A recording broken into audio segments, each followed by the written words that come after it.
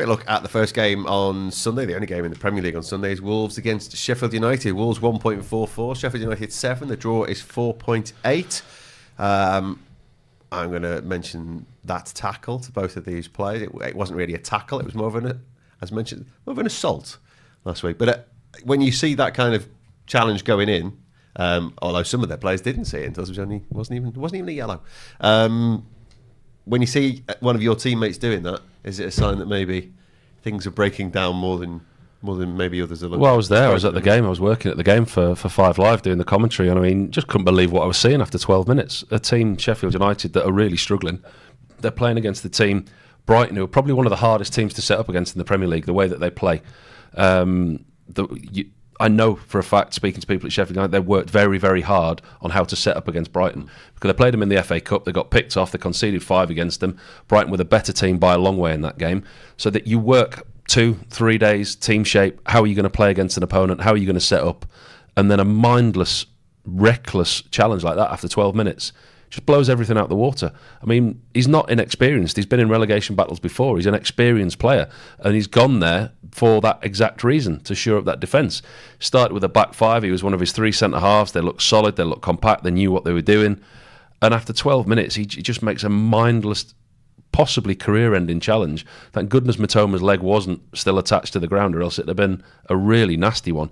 It was awful, a completely nonsensical challenge. Threw all his teammates under the bus, game plan out the window, and Chris Wilder's left scratching his head after 12 minutes of, listen, if it wasn't hard enough before the game, it's now just been made twice as hard, and with 10 men, and they were outplayed again.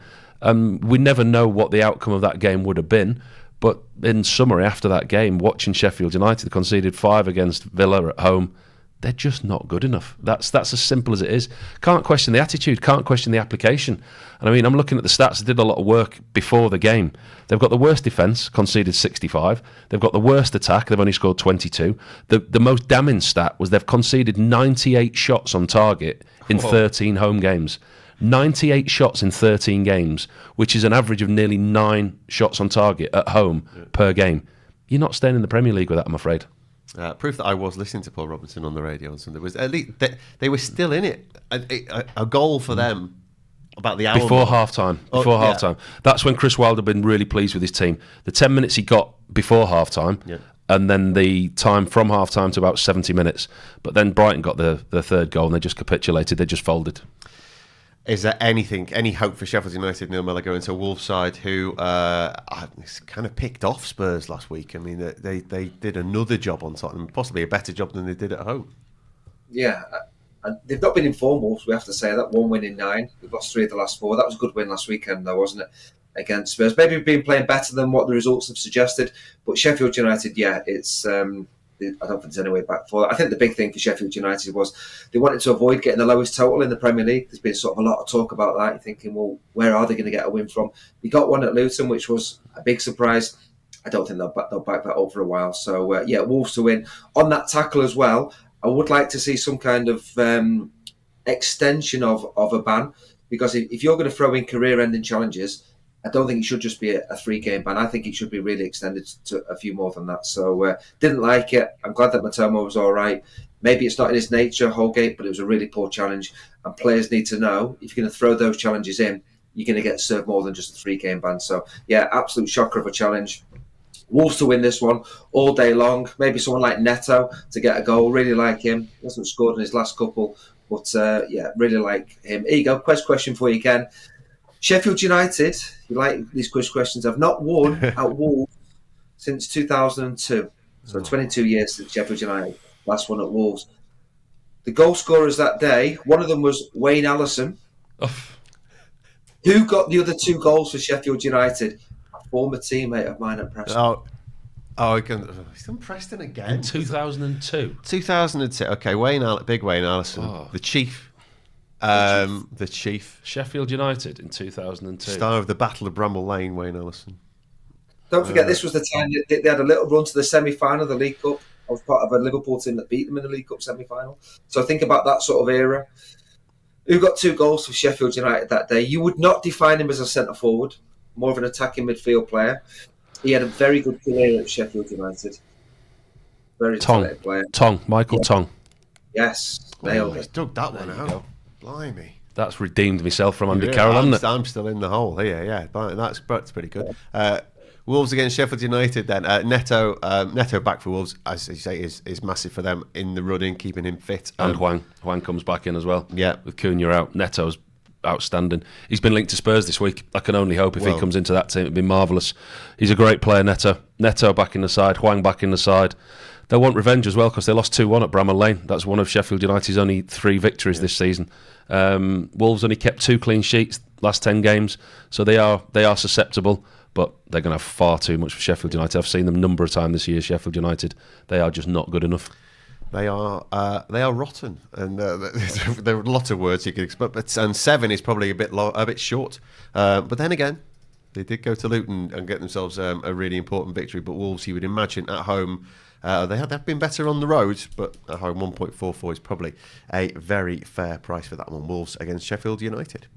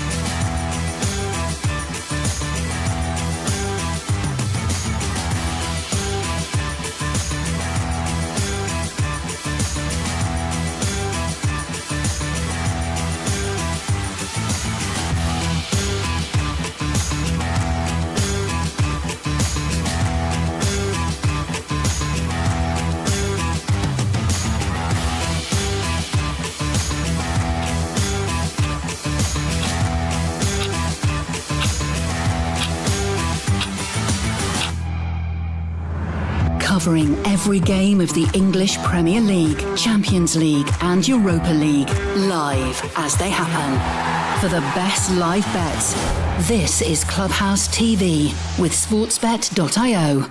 Please gamble responsibly. And hello everybody, very nice to have you with us again. Hello, it's James and it's Joe, it's the JJs tonight, and it's, JJ and D.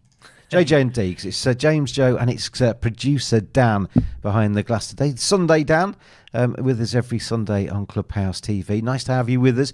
Only one game today, because we're not going to be with you for the Carabao Cup final.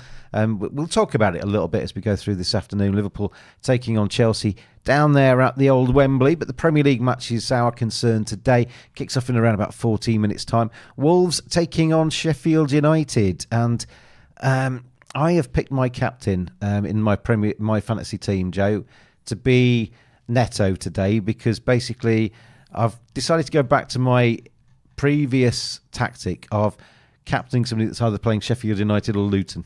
Yeah, or you could introduce Burnley into that, let's be fair now. But yeah, I'm expecting Neto to have a good game, and he is part of the bet builder that I've just built, which is 9, and him to score any time. Did you build it all yourself? I did. Oh, Did it all myself. Well done. I listened to the boys on the preview, who always recommend it.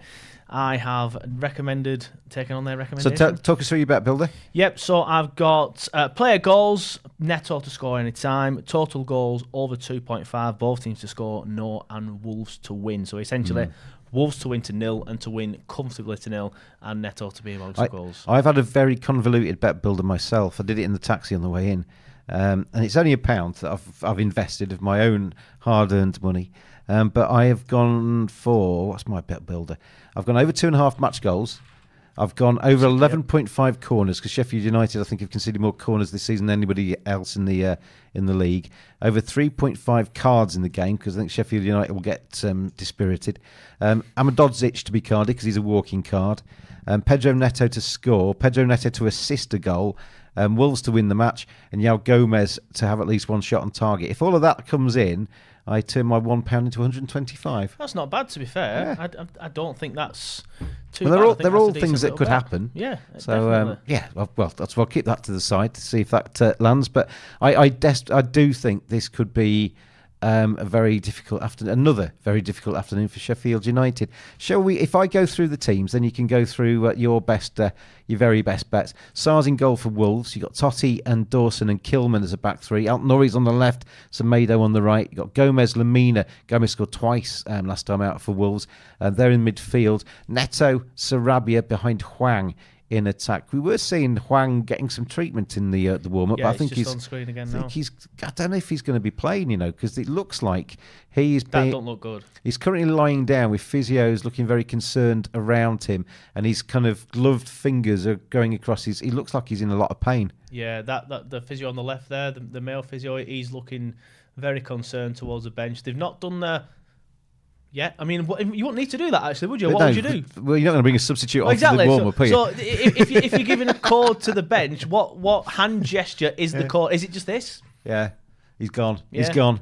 It doesn't look good for Hwang. So if you got Hwang in your team, or if you're thinking about placing a bet on Hwang to score today, just hold your horses, because I'm not sure if he's going to be actually starting. But that was the Wolves team. For Sheffield United today, we've got... this is a different keeper. Gerbic. Ivo Gerbic, 28-year-old keeper from Croatia, is in goal. So what's happened to Foderingham? Is he injured or out or something? Injured or dreadful? I'm not sure. I mean, he's had a hard time, bless him, hasn't he? Because it's good. He's on the bench, Foderingham. Well, there you go. He's not injured. It's good to see a manager actually have the cojones to drop a goalkeeper. Vincent, if you are listening, please drop James Trafford. Anyway. He does watch Vincent Company on a Sunday. He does watch. So Vincent, have a very good Sunday afternoon. Vincent, Amandosic, Rob Vincent, and Trusty of the back three. You got Bogle on the right, Alucci on the left. You got Norwood, Vinny Souza, and Homer in the midfield, with McAtee behind Brewster. McAtee, the one star of Sheffield United's team. But he's not even theirs, really, because he's a Man City player. Yep. So in terms of this game, we're going to do spot bets as we go through. 10 USDT up for grabs this afternoon. I'm going to let producer Dan to decide what needs to happen first.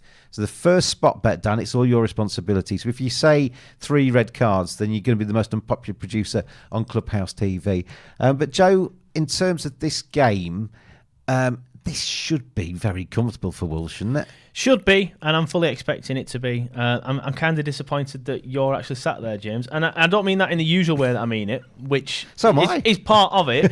But I was hoping to be sat next to Gav. So we could both just be miserable together. Gav makes sure he's not on for Sheffield United games. I'm the same for Burnley, after spending last season basically making sure I was rotated for every single Leeds defeat, he's not seen for dust when it comes to Sheffield United this season. To be fair, I don't blame him. I'm exactly the same. I am unavailable when Burnley are playing. Burnley yesterday, just a very quick chat about Can that. We not? That red card for Burnley was fairly early on, wasn't it? It was 35th minute, 0-0 until then. Got to half-time at 0-0. If it had been still 11, this is 11, you might have had a little bit of a squeak. Nah, if you look at that, I found an attacking momentum graph on Twitter, and I would show it you, but I can't log in at this minute. And we offered absolutely nothing before the red card, and then offered absolutely nothing after the red card. It were a stupid pass from Trafford, who makes a goal costing mistake or something like that every single week, a big mistake every single week, and it will still start next week, and that's where the frustrations are starting to come now with Burnley and Vincent Company. But we were dreadful for 90 minutes, just like we were against Arsenal, just like we were in a lot of other games so far this season. It's a long old season when you're down the bottom end, isn't it? It's a bit depressing, has to be said. There are other matches around the Europe this afternoon. Don't forget we're not on it. We're not with you for the Carabao Cup final. We'll be with you for the very start of it, won't we? Because we'll still be on air as that kicks off. But Monaco about to go 3-1 up against Lens. Alexi's with us. Hello, Alexi. Lens 1 and Monaco 3 by the looks in the 62nd minute in French League 1. There's matches at 2 o'clock kicking off in France. Le Havre against Rennes. You've got Nice against Clermont Foot. Toulouse against Lille. They're all kicking off at 2. 4:05, which is a weird old time. PSG taking on Rennes. That can only be a TV time, can't it? And 7:45, Marseille against Montpellier in French League. And in the Bundesliga, we got Frankfurt against Wolfsburg at 2:30. We got Dortmund taking on Hoffenheim 4:30, and at 6:30, Augsburg against Freiburg. Juve are going to steal a win right at the death in Serie A. 95th minute, looks like Juve are going to go 3-2 up against Frosinone. So that's an important goal that for Juventus. In second place in the Serie A table, and that 3 points would just keep a little bit of pressure on Inter, who are currently leading the division in Italy. More matches to come in Italy as well this afternoon as well. Cagliari against Napoli is the first of those, kicking off at 2.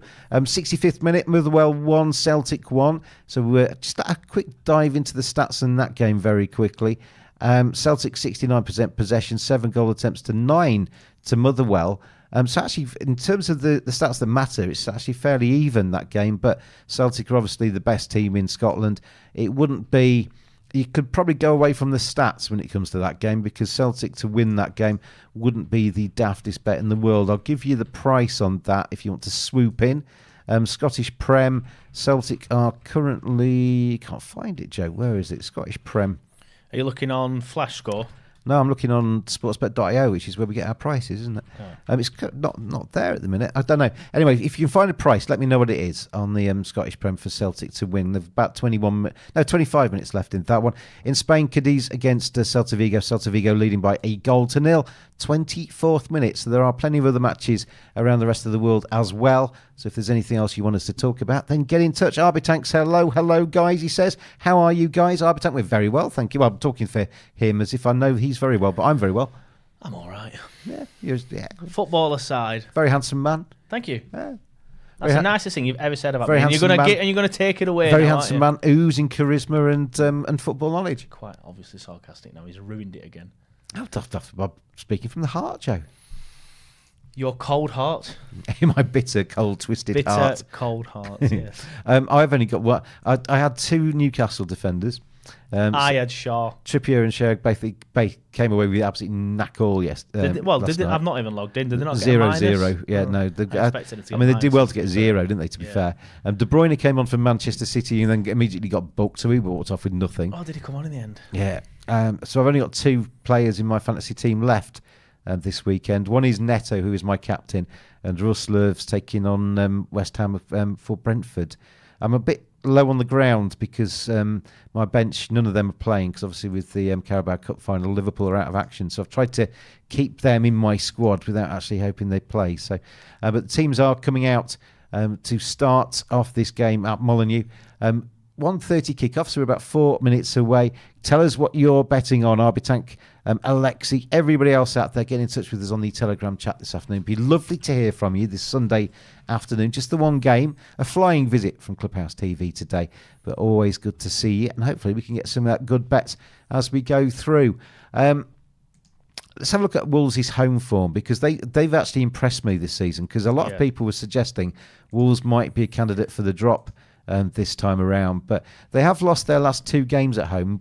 Manchester United beat them 4-3. Brentford last time out beat them 2-0. So they've lost a little bit of the sparkle, but prior to that they were on a very good run at Molineux. Sheffield United, though, away from home, did beat Luton Town last time, but I tell you what, that is a blip, because that's the only time, and we said this ahead of kickoff, the only time Luton this season have gone into a game as favourites, and that changes the dynamic in how they approach the match, doesn't it? Sheffield United picking up the points there, but they've basically been conceding goals. Crystal Palace beat them, Man City beat them. They got a very unlikely draw at Aston Villa at the time. Chelsea beat them.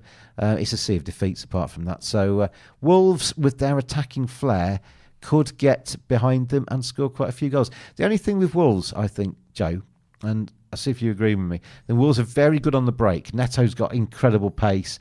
Juan gets up there quickly.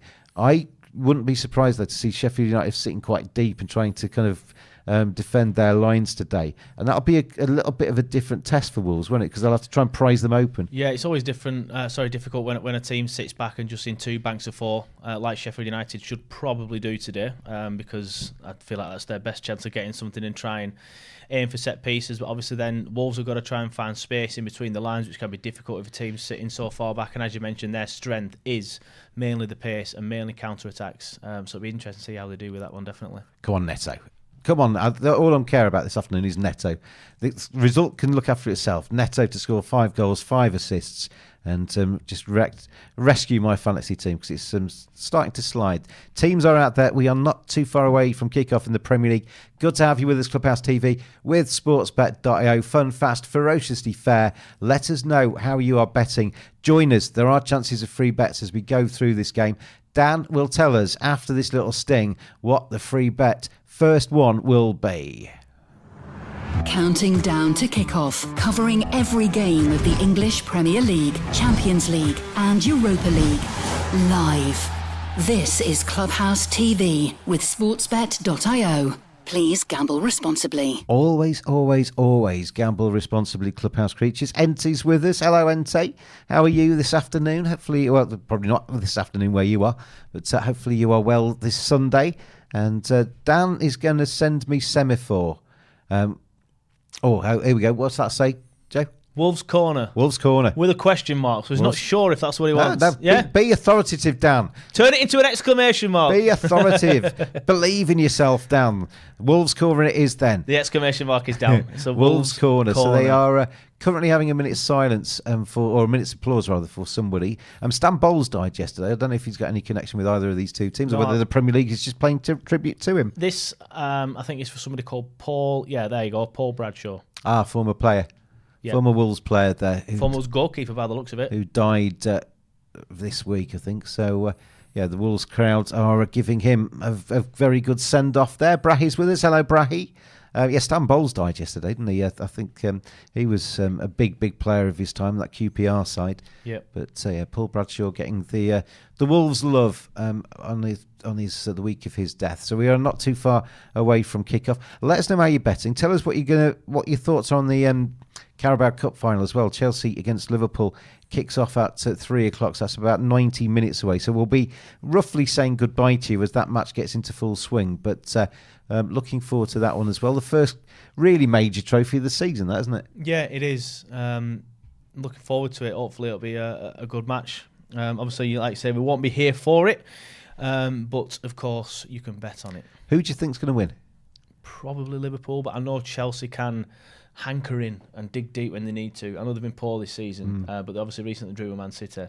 But I think they'll try and have a similar game against Liverpool as what they did against City. Hopefully, just hang in, nick them on the counter or a set piece. 2.92 for Chelsea, 3.65 the tie, 2.32 for Liverpool. So they're not massive favourites there, Liverpool. They're not, but neutral venue, obviously, Wembley. That's just going to entice me more to Liverpool, to be fair, if I can double my money on Liverpool. More than double my money. I don't think 2.32 on Liverpool's that bad, really. The only thing at the back of my mind there is I've seen quite a lot of League Cup finals go to extra time. So the 3.65 on the time might not be a bad play for that to go through and have an extra 30 minutes. But we can all watch that together, can't we? We can all go home and watch it together, join hands around the world later and enjoy the Carabao Cup final. But we're underway. Wolves against Sheffield United, and the Premier League is up and running. In terms of the table, Wolves currently, they start the day start the day level on points with Chelsea. But the point they've got in the live table for 0-0 as things stand after about 3 kicks of the ball will take them to 9th in the table. If they win today, they'd actually go above Newcastle into 8th. It's mad, isn't it, the job that they've done there. Obviously, you said earlier, some people had Wolves down for the drop. That was because Lopetegui walked out the week before the season started, and they had a few players leaving. They were in turmoil. It was mayhem, wasn't it? And for him to come in and have them in the position that they're in, fantastic job. Lopetegui's got this reputation of being somebody that just clears off. He cleared off out of Spain's camp, didn't he, just before a major tournament, and then he left Wolves in the lurch at the start of the season. But they've turned it round under Gary O'Neill and looking decent, I'd say, Wolves at the moment. Yeah, if I was Wolves, I'd get him on a long-term contract before somebody else does. Here come Wolves down the right-hand side. Keeper's going to come out. That's the first action we've seen. Oh, he's took it out, has he not? No. Just kept it in. That's the first action we've seen of the Sheffield Gerbich, the Sef. I mean, I would imagine Gav P's quite devastated that they've not turned to him. Yeah, well, I'm sure Gav isn't that far down the pecking order with the Sheffield United. I think he's probably the third best keeper in Sheffield. Probably. Well, and that includes Sheffield Wednesday. I was going to say, including Sheffield Wednesday there. Yeah. It's probably there or thereabouts. Yeah, it'd probably be top 10, I reckon. Jack, bonjour to you, Jack. It's good to have you here. He's asking for love. Give him love, Joe. That's nice, isn't it? That's not nice, Jack. That's beautiful. That's a bit of love from Joe there. Beautiful. For you, Jack. It's good to have you with us, Jack, as we go through this afternoon. Clubhouse TV with sportsbet.io, the world's most fantabulous Bitcoin sportsbook. And it's James, Joe and Dan with you this afternoon. He's saying thank you for the love that you've given him. Oh, what a nice you're start to welcome. the show. This has been such a nice start to the show, which is bad news, which means it's only going to go one way, and that's down. It's very pleasant, isn't it? It's going to go one way though, James. It's now, Sunday. and that's down. Let's spread some love this Sunday. The day of rest. The holy day of the week. Yes, where we let us be your church. where we worship Joe. I'll take that. Yeah. It's a biblical name, so. So is James a biblical name? Yeah, St. James. There's lots of St. St. James. Yeah. I mean, I might be wrong. I'm not really into the old religion, so I apologise if that's wrong. Well, I grew up in Louth in Lincolnshire, and the church in Louth was St. James Church. There you go. Yeah. Has the second highest spire in the whole of England. There you go. In fact, I have seen that before. Where's the first? I don't know. I should know that, but I don't. Here come Wolves to the edge of the penalty area. Sheffield United at the moment defending in numbers on the edge of their penalty area, and the attack breaks down. So early doors in this game, yet to really have a clear-cut opportunity. In play, markets have Wolves at 1.47, which is short, but it should land.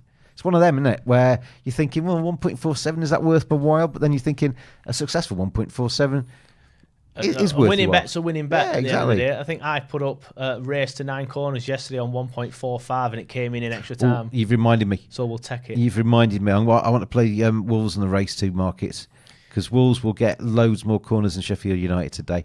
Race 2 markets, skinny on Wolves, Race to 3 is 1.3. Race to 5 is 1.37, because the compilers have seen the same stats I've seen. And race to 7 is 1.91. Race to 9, 3.45. That's better. That's the only one that's going to entice me there. I'm going to share that with you, creatures, purely because I actually think that's got a little bit of a sniff today. So we're going to put in the race to 9 corners for Wolves. 3.45 is a price worth maybe waiting for. You might have to wait until deep into the second half for that to land, but there's only one team out there that's going to get to 9 if anybody does. Yeah, just going back, we were talking about churches. I've been doing some research because obviously that's what I do here. I don't research the bets for you. I do a little bit, but I mainly research random stuff that nobody cares about that is briefly mentioned in passing. So the highest church in England is Salisbury Cathedral in Wiltshire. Marvellous. Well done, Joe. And the third is the Liverpool Anglican Cathedral. Is Louth listed there? It's actually City of London, St Paul's. Oh, it's the highest spire. It's not necessarily the highest church. Okay, let me get back to you all. Highest spire. The tallest spire. Right. Kara. Hello, Kara. Good to have you here. And we've got she as well with us. Koki saying hello, guys. Hello, everybody. The first thing we need for the free bets, spot bets this afternoon, and the first thing chosen by Dan. So if it doesn't land, then basically just chase him down. It is currently 0-0 on the corners. We want a Wolves corner. And as you've just seen, I've put up Wolves to win the race to 9 corners. So I am suggesting that is very, very possible, very, very soon, that Wolves will get the first corner of this match and we'll be able to give away 2 free bets to somebody. Yeah. No, 1 free bet to 2 people. Yeah. I forgot Not the same free bet. A 10 USDT to one person, a 10 USDT to the other person. You done? 2 people are going to be successful. I think that's right. I think I've explained it now. I got stick on Thursday night for not talking enough, and now I try and talk and he butts in. I had some bets. I mean, Dan, the other day, I was on with him, and I left my usual pause so that the pundit could come in. He just sat there. I just couldn't be bothered. Yeah. Just didn't want to do it. Honestly, it was appalling, Dan. And then today, you butted in. Yeah. Yeah, floor's yours. Don't want it. I've tried. You've let me down. And for that, I despise you. This Sunday love has gone, hasn't it? I never gave love your way, to be fair, only to the creatures. And if Jack, if you still want my love, you can still have it. Was it Jack I gave love to? Yeah, you gave lots of love to Jack. I did. Jack's got all of your love, and I've just got the rubbish at the bottom of the jar. Hey, at least you've got something in the jar. Yeah, what was it? Half time, full time. Yeah, Wolves and Wolves currently 2.2. You got a little bit of tuft of hair just sticking up. Have I? Yeah, just sticking up right at the top of your head. Yeah, it's nice. That's it. That's it. Yeah. Thanks. Got to look after you. Yeah. You've got loads at the front, actually. Oh yeah. So when we're in, here we go. Wolves. No. Ow! Wolves. Ow! Goes behind. Is that a corner? Please. No. I think he's dragged it wide, isn't he? Please. Neto. Just one request before you go on. Yeah. Don't do that again. You'll be singing in a minute. A song about wolves. I wouldn't do that. Sunday. 2-2 between Lens and Monaco in France. If you're on Lens, happy days. Juve did get the win. They won 3-2 against Frosinone. So yet to get the winning goal for Celtic. I still think that comes, let's see if I can find that in-play market on the Celtic game. Lens are currently 6. They'll be focusing on top 5 now if Here we we can go. pull the result out. 2.2 for Celtic to win that game. And it's just gone greyed out. It's just gone greyed. Have they done anything? No, I don't think they have. It might be a yellow card. But Celtic are the play there. They have to be. If you look at the table up in Scotland, Celtic are 63 points. Rangers are on 67. But those two teams are always by far the best two teams in Scotland. Celtic to win that game against Motherwell, who at the moment are in 8th place. So they started the day 9th out of the 12 teams. So Motherwell ain't all that. Celtic are very good by Scottish standards, but greyed out at the moment. Have we got... Why is it greyed out? We got a penalty or something there? Oh, I think there's a yellow card to Butcher for Motherwell. To me? Yeah. It's my name. Is it? Why is that? The wonky-toed Butcher. Why is that? Oh, yeah. You both are like siblings, says Alexi. That is the most offensive thing you could actually say to me. Alexei, I'm no longer your friend. It'd be like one of those programs. It's like, and you're going to meet... He's old enough to be my dad. You're going to meet your long-lost brother. Joe! Hey! That would be my reaction if the screen went past and it was you. It's like, can you remember, it's probably before your time, you remember Blind Date, Cilla Black? Blind Date, yeah, when they used to have to pick 1 to 3, and it's either a woman or a man picking. They used to ask him questions. You could hear the voices, and you had to pick somebody, and then you'd see the 2 ones that you'd turn down, and then they'd be left with a 3rd one, and sometimes their faces were like, I've made that choice, have I? Well, can't I have one of those 2 back? Yeah, that would be my reaction. 100%. Here we go then. Alexi's laughing at you. I think he's laughing at the fact that he disappointed me. Black Dog, Lachey and Noir. Here come Wolves. Here come Wolves. It's cut back. It's saved again by the new Sheffield United keeper. Huang is out there, so he did make the cut. Yeah. He You know what? I completely forgot about that. He made the cut. He was obviously... I mean, you wonder how... I mean, he's fully fit there. He's flying into the tackle, but you wonder how long he's going to stay on. But he looks okay, doesn't he? I mean, he ran quite a bit then. He ran fast. He battled for the ball. So he's been in good nick, hasn't he, this season? Any issues that were there... You'd take him at Burnley, wouldn't you? Of course I would, yeah. I think you'd probably take him at Man United at this stage now. Well, I mean, Man United are nearly as bad as Burnley. Won't go that far. They were yesterday. Viv's with us. There's a picture of me with my little hat on. Look, there I am, just waving. I was... Hi, Bernie Man Joey says. I was quite confident talking to Viv yesterday about the cricket, but not so much now. It's not been a good day. Classic England. Yeah. I don't underestimate how good India are. They are a very, very good side. England have actually already done in this series better than I thought they would. Yeah, I agree with that. So Sheffield United coming forward now. Wolves, left. Open your eyes. Oh, that's the wrong choice, wasn't it? They had the winger out there on the left-hand side, like you said, that was in acres of space. And then they could have all piled into the penalty area, got a good ball in, and you never know. Chose the wrong... Oh, now come Wolves down the left. This is where Wolves could... good tackle. Really good tackle. That's where Wolves going to be most dangerous, I think. When Sheffield United have gone forward and they break behind them. That's Give him a card. never Give him a foul. card. Give him a card. That's never a Give him foul. a card. Ahmedhodzic with the tackle. Oh, it was card worthy as far as I was concerned. Perfectly good tackle. He's on my list of things Let's have I a need look to at this happen. again. Maybe I've misseen this. Oh, yeah, No, it's he's a foul. absolutely hacked his legs away. That was definitely card worthy. I apologise there, Mr. Referee. Just remember that, ref. Next time he dives into a tackle, give him a yellow. Ahmedhodzic in the book is something I need to happen for my bet builder. So it's going to be a chance for Wolves to get the ball into the penalty area. Sheffield United back defending. Ahmedhodzic came up, didn't he, with a massive reputation, and it's been a struggle because Sheffield United are struggling. You're going to have to be a very good defender to stand out in that defence. Yeah, well, I feel their pain. A lot of our players came up with some decent reputations. Ball played in, headed Flicked in. on. That's not a bad effort. Still with Wolves. And they're going to be able to get another delivery, and everybody's still committed for, but that was a really poor ball. That was a poor He cross. hurried that and dragged it down. That was a Josh Brownhill cross. What do you think he was a bit hard done to yesterday? that sending off? No, I agree with the red, but it's not his fault. It's Trafford's fault. So hard. Ball played in, and that's... Corner ball. Do you know what that means? We do. What does that result in? It means you're going to press a very, very positive button right now. Producer Dan has come up trumps for you, everybody. We have got the first free bet opportunity, and Dan doesn't waste any time. Yeah, when we were on with Jen the other night, she kind of sends out a few gifts, doesn't she? She kind of just toys with them a little bit. Dan just goes straight in there. Go, go, go. No messing. No messing with producer Dan. Might as well. Get your sportsbet.io usernames into the Clubhouse TV chat, and we will bring in two of you for onto the podium to land at 2 10 USDT free bets. Alexi, I like Dan Moore, he says. I'm going to delete that. Not because I don't agree with you, not because anything's bad about it, because I like to have a nice clear run of sportsbet.io usernames. Put it back in after the stop, maybe. Cut and paste it and just put it in as a Clubhouse TV comment later. Yeah. I mean, I did like the fact that Clubhouse TV, i.e. Dan, had already liked it. He did, didn't he? He saved that to his favourites. Yeah. But it's now been deleted, Dan. So we've got plenty coming in. I will get the random number generator up and we will pull out two winners.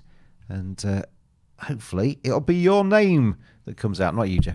It might be, because I'm just going to put Joe, Tom, Red, enter. 2, 4, 6, 8, 10, 12, 14, 16, 18, 19. Right. I love the bit where you're just counting on here. You're watching a grown man count. Yeah, and he's struggling as well. Yeah. Brahio 12 is the first winner, right down towards the bottom end, Dan. So, Brahi, you've got yourself 10 USDT in free bets. And then we have got the next winner is Ente Daxneil has got himself 10 USDT. So, Ente Daxneil has got himself 10 USDT. Well played, you two. Well played. And we need to think of something else now, Joe, to replace Dan's initial requirement. We started off yesterday, me and Simon, with some that were easy. We landed them both in the first 15 minutes. And then we didn't land one again after that. Is that right? Yeah. So what we're going to go for now, then? A goal. Right, okay. A goal in this game, free bet number 2 lands. So from now, go for it. So if Wolves score now, or even Sheffield United, of course. Shelby and Wakinga, maybe refresh your feeds because your sportsbet.io usernames came in after the stop. So maybe you're a little bit behind. Stay tuned though. You've got plenty more chances, hopefully, to enter. And if the goal doesn't come, if this is a drab 0-0, which I can't imagine it's going to be, but if it ends up being a drab 0-0, we'll bring something else in as well. So don't think we're going to just be relying on that one goal. But we have landed the first of hopefully 10 free bets this afternoon. Is that not a penalty? No, he's playing for that. No.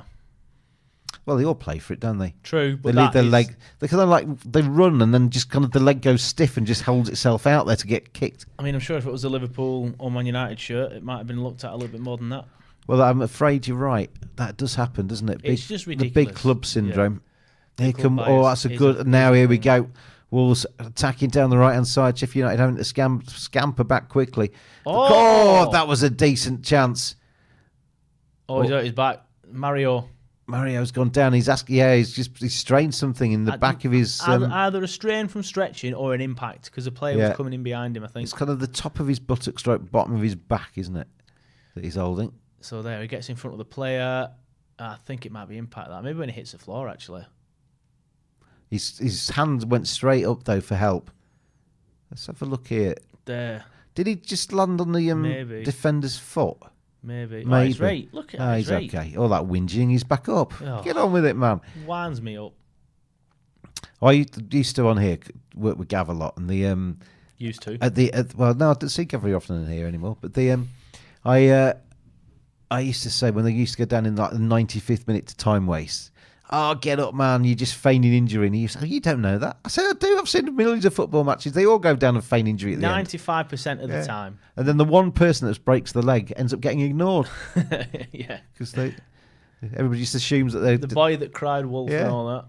But And these days, the referee just adds the time on anyway. It's a complete waste. It is a complete waste of time, literally. It is. Yeah. Guys, I have missed yesterday's show, says Noah. Oh, well, you missed me and Simon. Both miserable, basically. Yeah. It was a very miserable show. That sounds like you missed something great. Well, you did miss me, and it was on with you. Oh, Jack. Me and Jack yesterday afternoon. How can you forget a face like Jack? Yesterday. It was yesterday. I've slept. Can't remember yesterday. I did see you yesterday as well on the handover. Unfortunately, yeah, there was a brief moment where I had to endure you. Yeah. And then I raced home and you stayed here. And I watched it at home. So I did football afternoon and went home and watched football. That's kind of how it goes, isn't it? Yeah. Wolves nil, Sheffield United nil. So we're about 18 minutes into this game. I'm going to see if there's any rapid betting available on this. Have we gotten the rapid betting, Joe? Because I do like rapid betting. Yeah, that does tend to be something we do. Is it just on Sundays, that one? Or? Oh, no, it's every day of the week. Day? Oh, I missed it on Thursday then as well. Sheffield United with a chance, unlucky. Have we got rapid betting on this? We have. Right, I'm going to look after the rapid betting. You keep the main bets going.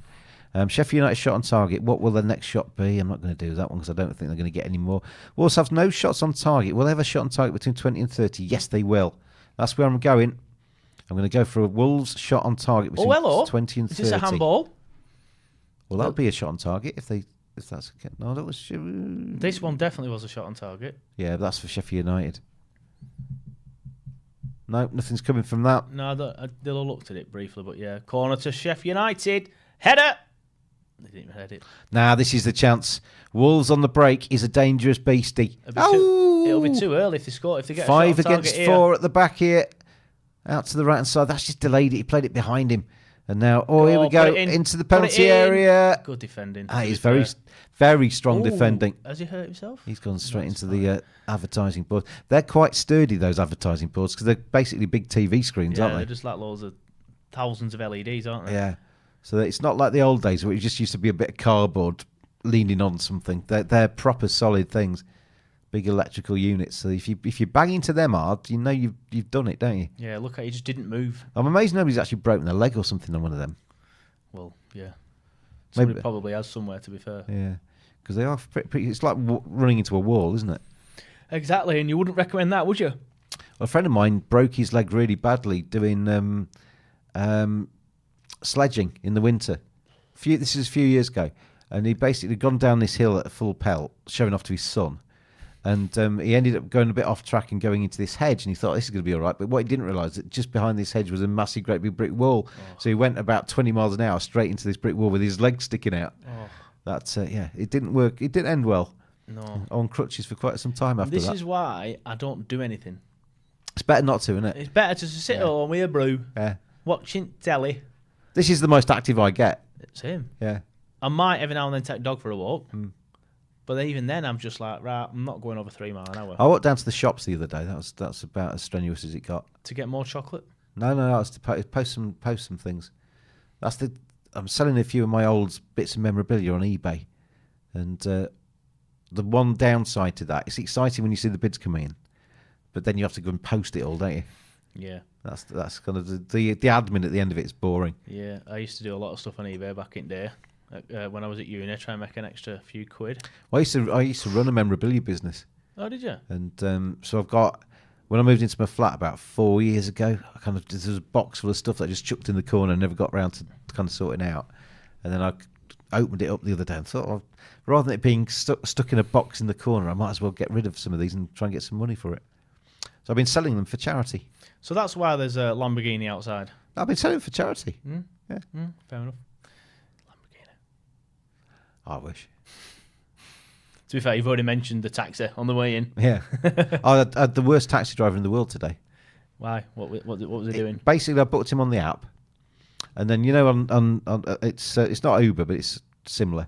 And I was following him, coming to pick me up because I think I kind of timed my walk down to ground level to kind of coincide with them arriving to pick me up.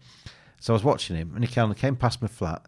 I thought he's close, so I might set off now. Just as I got to the door of my flat, I realised he carried on going and was still going and was going somewhere else. So I phoned him and said, "You realise you just come past my flat? You're supposed to be picking me up at XYZ."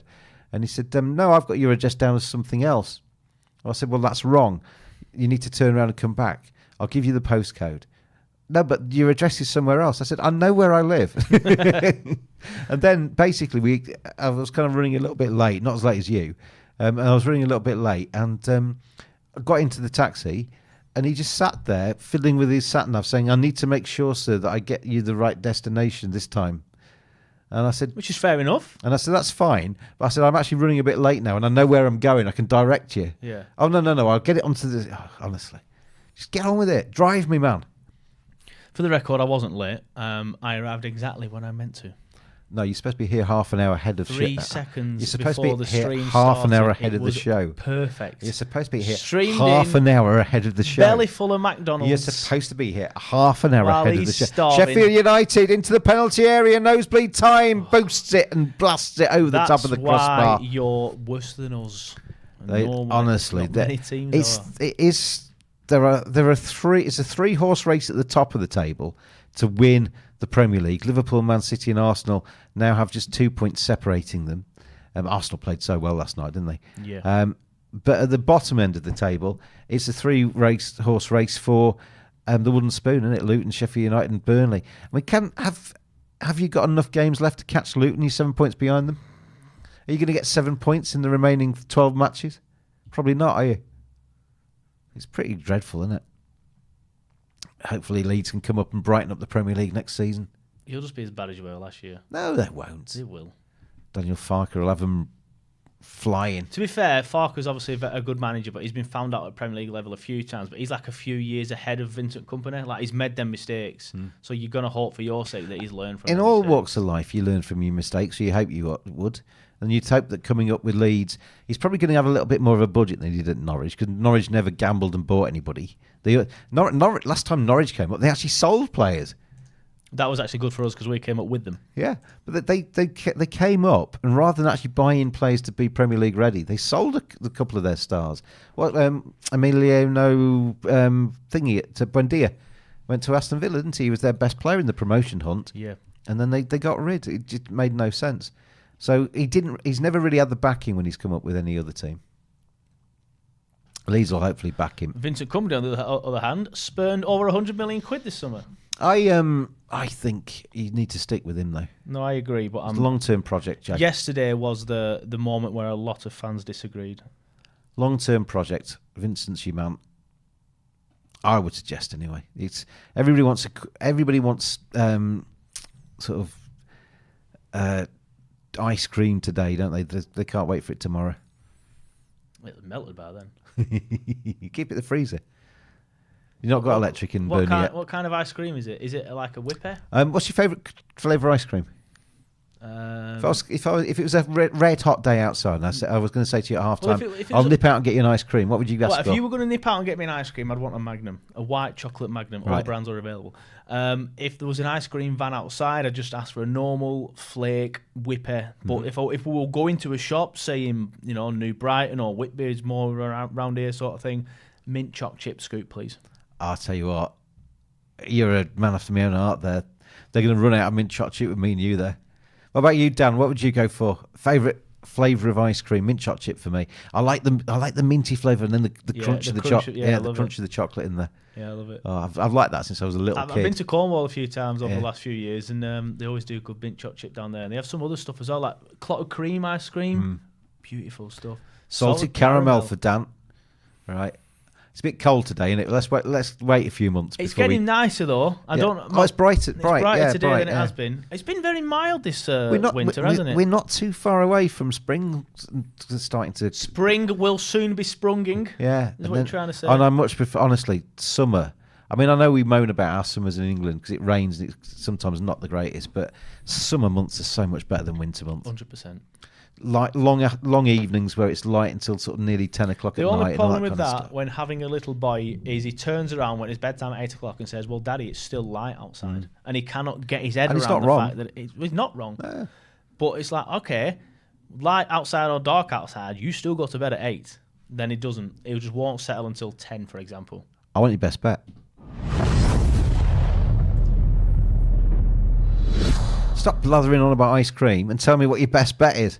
There's no other presenter that just throws you under the bus like that. Doesn't give you any warning. Just suddenly presses that button and says, "Now is the time." I'm just testing your concentration. I've not been concentrating, so I will be honest. To be honest, I'll. You've said "to be honest" twice now in the same sentence. I'm trying to buy time. Yeah. It looked. Well, like that's why when you was- see somebody interviewed on the television and they go, Yeah, well, definitely. obviously, I mean, to be honest, that's all a ploy just to delay them having to start an answer. Yep. Definitely is that. And to be honest, that's exactly what I was doing. Do we get a goal in the first half? No, that's what I'm trying to find, essentially. From what I've you seen, think 0-0 at half time? Wolves have not even had a shot on target yet. They've not even had a shot on target. Yeah, Sheffield my United rapid have bet's had nearly one. dead, isn't it? Yeah. I'm fully expecting now, from what I've seen. So I know I said goals at the start, and now I'm going backwards, and being a hypocrite. But I'm now, from what I've seen so far, the first 27 minutes, and I think it's about reacting to that sometimes with betting, is I think Wolves are going to struggle to break these down. And I think eventually they will. I do still think Wolves Well, it's will what I win. said at the start, isn't it? That Exactly that. prizing open a kind of a defence where they're just throwing red shirts into the penalty area. Once they get one, I think they'll get a few. Hakan says, I need over 2.5 goals in the Wolves game. Not looking good so far. I think you're still fine, Hakan. I think, as I said, I think once we get one goal... It's similar to Burnley yesterday. Like We'll Sheffield United. Crystal Palace got that goal, and then we just capitulated. It'll be the same here. Because then they have to hello. Oh, Sheffield But if United. they go a goal in through, front... They're through. Sheffield United are through. He's gonna Shoot, miss man, it. shoot. Oh, he ends up... It's a fairly tame shot. It is. It's a very easy save for the keeper. It's McAtee, isn't it, that got through there. He's on his left foot there, just going a bit too wide. But he's runs from inside his own half and at least gets the shot away, gets it on target, but he just doesn't get enough power behind it.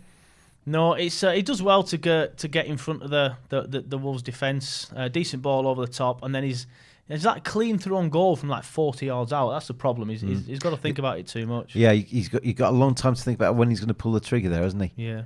And fair enough, he did get.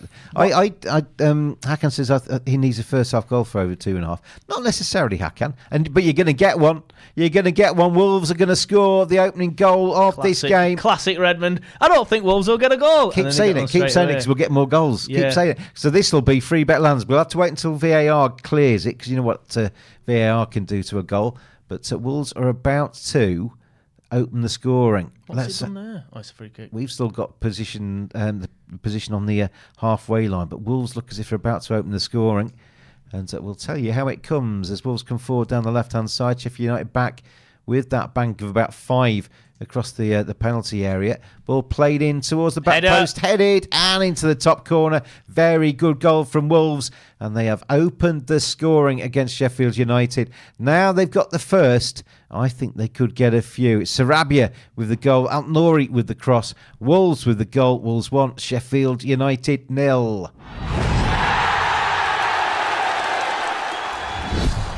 So then, Joseph, good job you didn't get around to putting up a 0-0 at half time, wasn't it? I was looking at draw at half time, Wolves at full time. That's the best bet I was leaning more towards. That's a very good little 2 minutes there to explain why Sheffield United are where they are.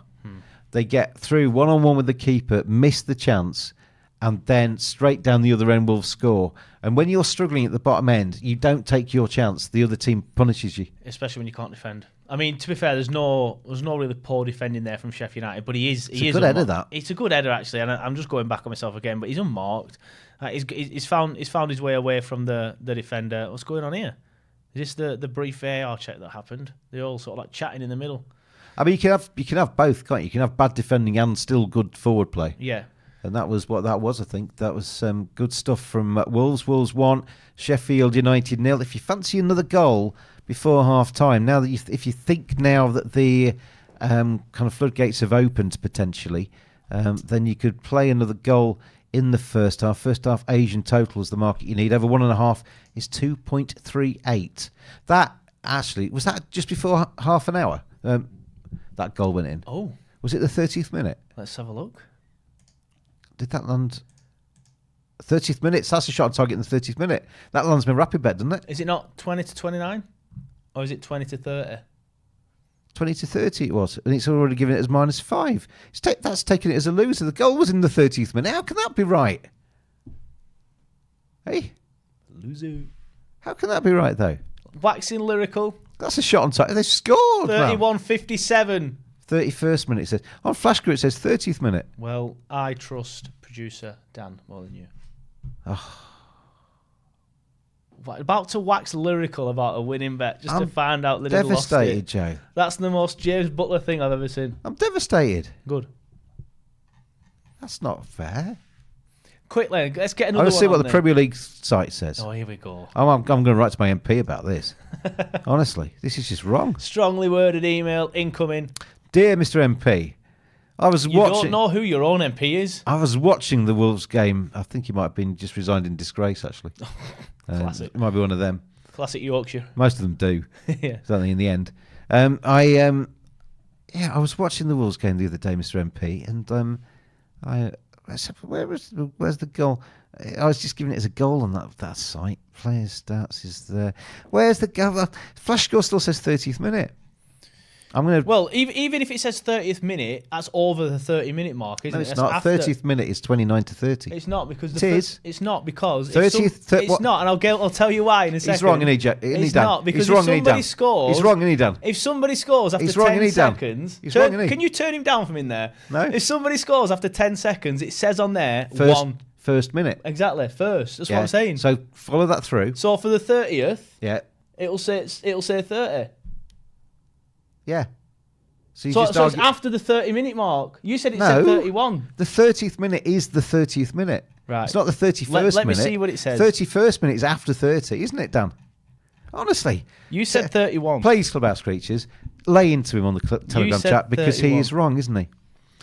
Did you type go, go, go? I cannot see it, says Hakan. Well, It does say 30. Did you I thought you said 31. Free bet lands. I haven't actually done free bet lands yet. Oh, yeah. We said goal, didn't we? You did. We said Free goal. bet lands. So Dan goes go, go, go, go. When he's gone. You can enter your sportsbet.io usernames into the Clubhouse TV chat. And sportsbet.io need to have an active account. We need to have somewhere to put the 10 USDT. Yeah. But we have the second free bet lands this afternoon. Did you type go, go, go, Dan? He didn't. Oh, he did. It's all the way up there. Scroll up. Where is it? I can't find it. It's just next to your winning bet. If you scroll up, it's up there. I've seen it. It's there. 14:02. 14:02. If you refresh your chat. So that would be the 1402nd minute, wouldn't it? Get that email written, you. Still can't see it. Close it, reopen it, restart your PC, log out, log back in. I can see him saying stop. I can't see the go, go, go. It's underneath the goal gif from Viv. No, it's not. Not on my screen, it's not. Right, I'm closing you down, Dan. Closing you down, and then I'm going to restart you. Boom, boom, boom, boom. That's weird, isn't it? Yeah, it is. He's right. He's right. Aleski's first. We had a few of these yesterday where it didn't quite show everything because Koki, bless him, made an entry into the one of the competitions and could prove it with a screenshot that he'd entered, but neither me or Jack could see the entry. It was weird. So it's from the goal symbol. All right. So we need two winners. I'll just go with that and then I'll close it down and restart it. Aleski's the first one. If you can see that on 14:02.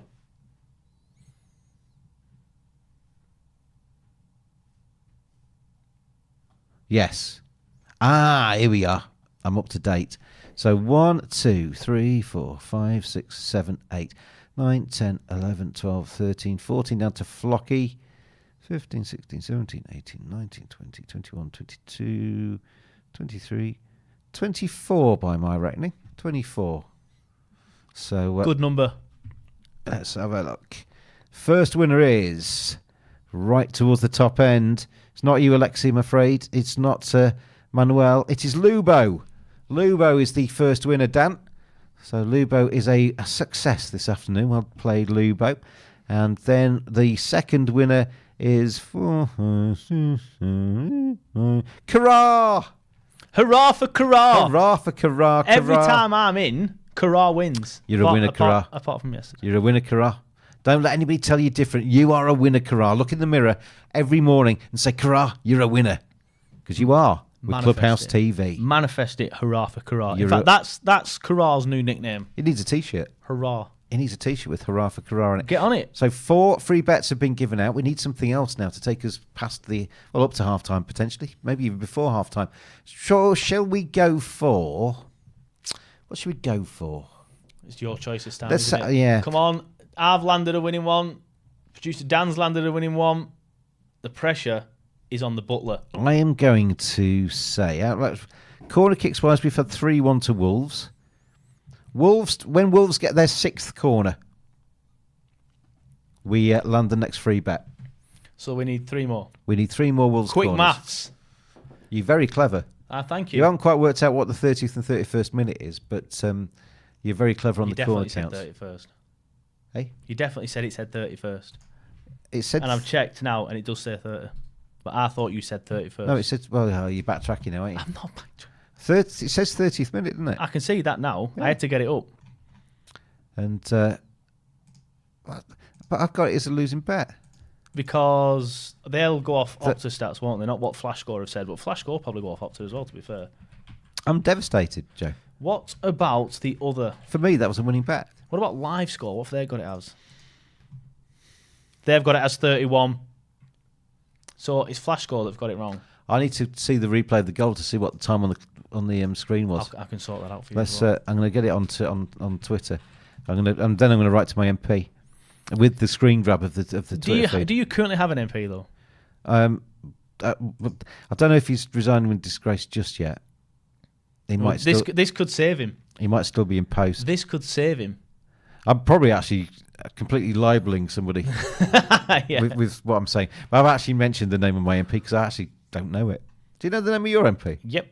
Anthony Higginbottom. Do you know the name of your MP, Dad? He doesn't look. He doesn't. So two. That's bad, isn't it? That two of the 3 of us don't know the name of our MP. And it's probably more bizarre that I'm the only one that does. MP for people abroad is Member of Parliament, the people we vote in to govern our country and make all the decisions that we And make the current mess of it. Yeah, make the decisions we whinge about all week. Here we go. Have you got the vid? Can you put it on one of these? His Royal Majesty Marquis Maharaj Kaiser Caesars our Supreme Our Grand Lord Video King Emperor James VII Rex Wonky Toe Joe the Cotton-Eyed Butcher Producer Lieutenant Sunday Dan. Who scored that goal for Wolves? Sarabia. I'm going to do it on Twitter. I'm already on Twitter. I'm going to be on Twitter. I am going to search for it. I am going to find that goal and I'm going to look at exactly the moment it crossed the line. And I'm going to basically write to sportsbet.io and say, this mythical money I've been betting on rapid betting that doesn't actually belong to me has been lost because of you. Right, it's on my screen. I found it here. Let's have a look. Okay, no, it's not. Was there a clock on it? Here we go. Here we are. That was in the 30th minute. I hit the back of the net in the 30th minute. Sure, Absolutely, definitely. I don't believe that anything's on your screen. That's when it goes in. 29:49 on the clock as that hits the back of the net. Absolutely cast iron. You can't get more proof than that. I want you to do one of the... You know, every week you see one of these tweets on Twitter, don't you? Somebody whinging or something like that. I want you to do it. Please do it. It says 29. Be that guy. 29:49 there. Ball is currently hitting the back of the net on my Twitter feed. Sportsbet.io, I want you to basically give me my winning money, please. That actually belongs to you. If it actually really was my money, I would send them a screen grab. 100% you would. Yeah. 100% you Because would. I'd want a winning bet. But they do it all the time, don't they? They just go off, sorry, we can only go for what Opta provide us with. Well, pictorial evidence, thank you very much. Well, that's just perfect, says Clubhouse TV. Wonky-toed Joe, the cotton-eyed butcher. I can know why you're cotton-eyed. Why are you wonky-toed? Because I was on air with you and I told you. What, have you got wonky toes? Yeah, my little toes. I can't remember that. My little toes are like that. Do you want me to get my feet out? I'll show you. No, thank you. Yeah, some people actually have a kink about feet. You're the opposite, haven't. I presume. I think feet are revolting things. They're just for standing on, aren't they? Revolting things. I don't have any Standing issue with on it. kicking things. I think of feet as hands, like they're just there. Yeah, but some like- people get quite attracted by feet. What is your kink then, James? Being on Clubhouse TV, I knew he'd get out of it by some Yeah. little quip like that. I just feel good. You know what mine is? Feel good about it. Good manners. Well, that's not a bad thing. I'll tell you what I hate. The reverse of that, things you don't like.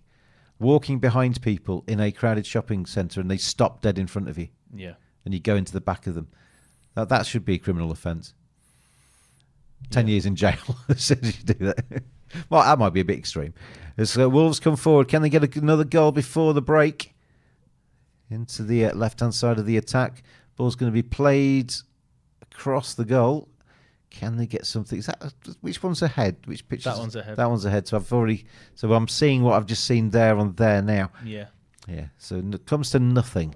Looks like it's going to be 1-0 at half time, doesn't it? It does. It does. Not been the goals we expected, And but I where's fully Neto? expect Where's Neto when you need him? he's not putting the ball in the netto. He's not, is he, so No. far?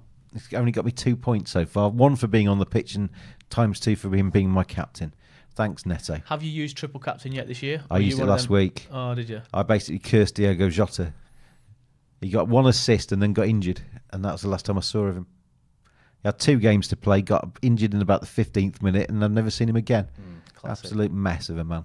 Here we go into the penalty area. Wolves coming forward. Nothing's going to come of this either because I looked at the other screen and it's, the attack's broken I'll tell down. you what then, I need to watch that one. I'll Yeah. Swap them over, Joe. Swap them over for the second half because we need to watch the one that's ahead of the game, don't we? it's not ahead of the game, is it? We need to be telling the creatures the latest information, though, don't we? Really? It's still behind the game. Oh, now I've refreshed this one. It's exactly the same, but we'll just leave it as it is for now. Well, that's all right. That's not a bad thing. Into the penalty area, into the penalty area, into the penalty area. Shoot, man, shoots. Blocked away. And it's going to be picked up by Wolves on the left-hand side. Do we get a goal before half-time? They're turning the screw here. Wolves, shots. Oh, he's blasted it miles over. Neto, you've been brilliant this season. Absolutely magnificent. I've made you captain and you've turned into a Burnley player. Honestly. Not even responding to that. Honestly. When no one...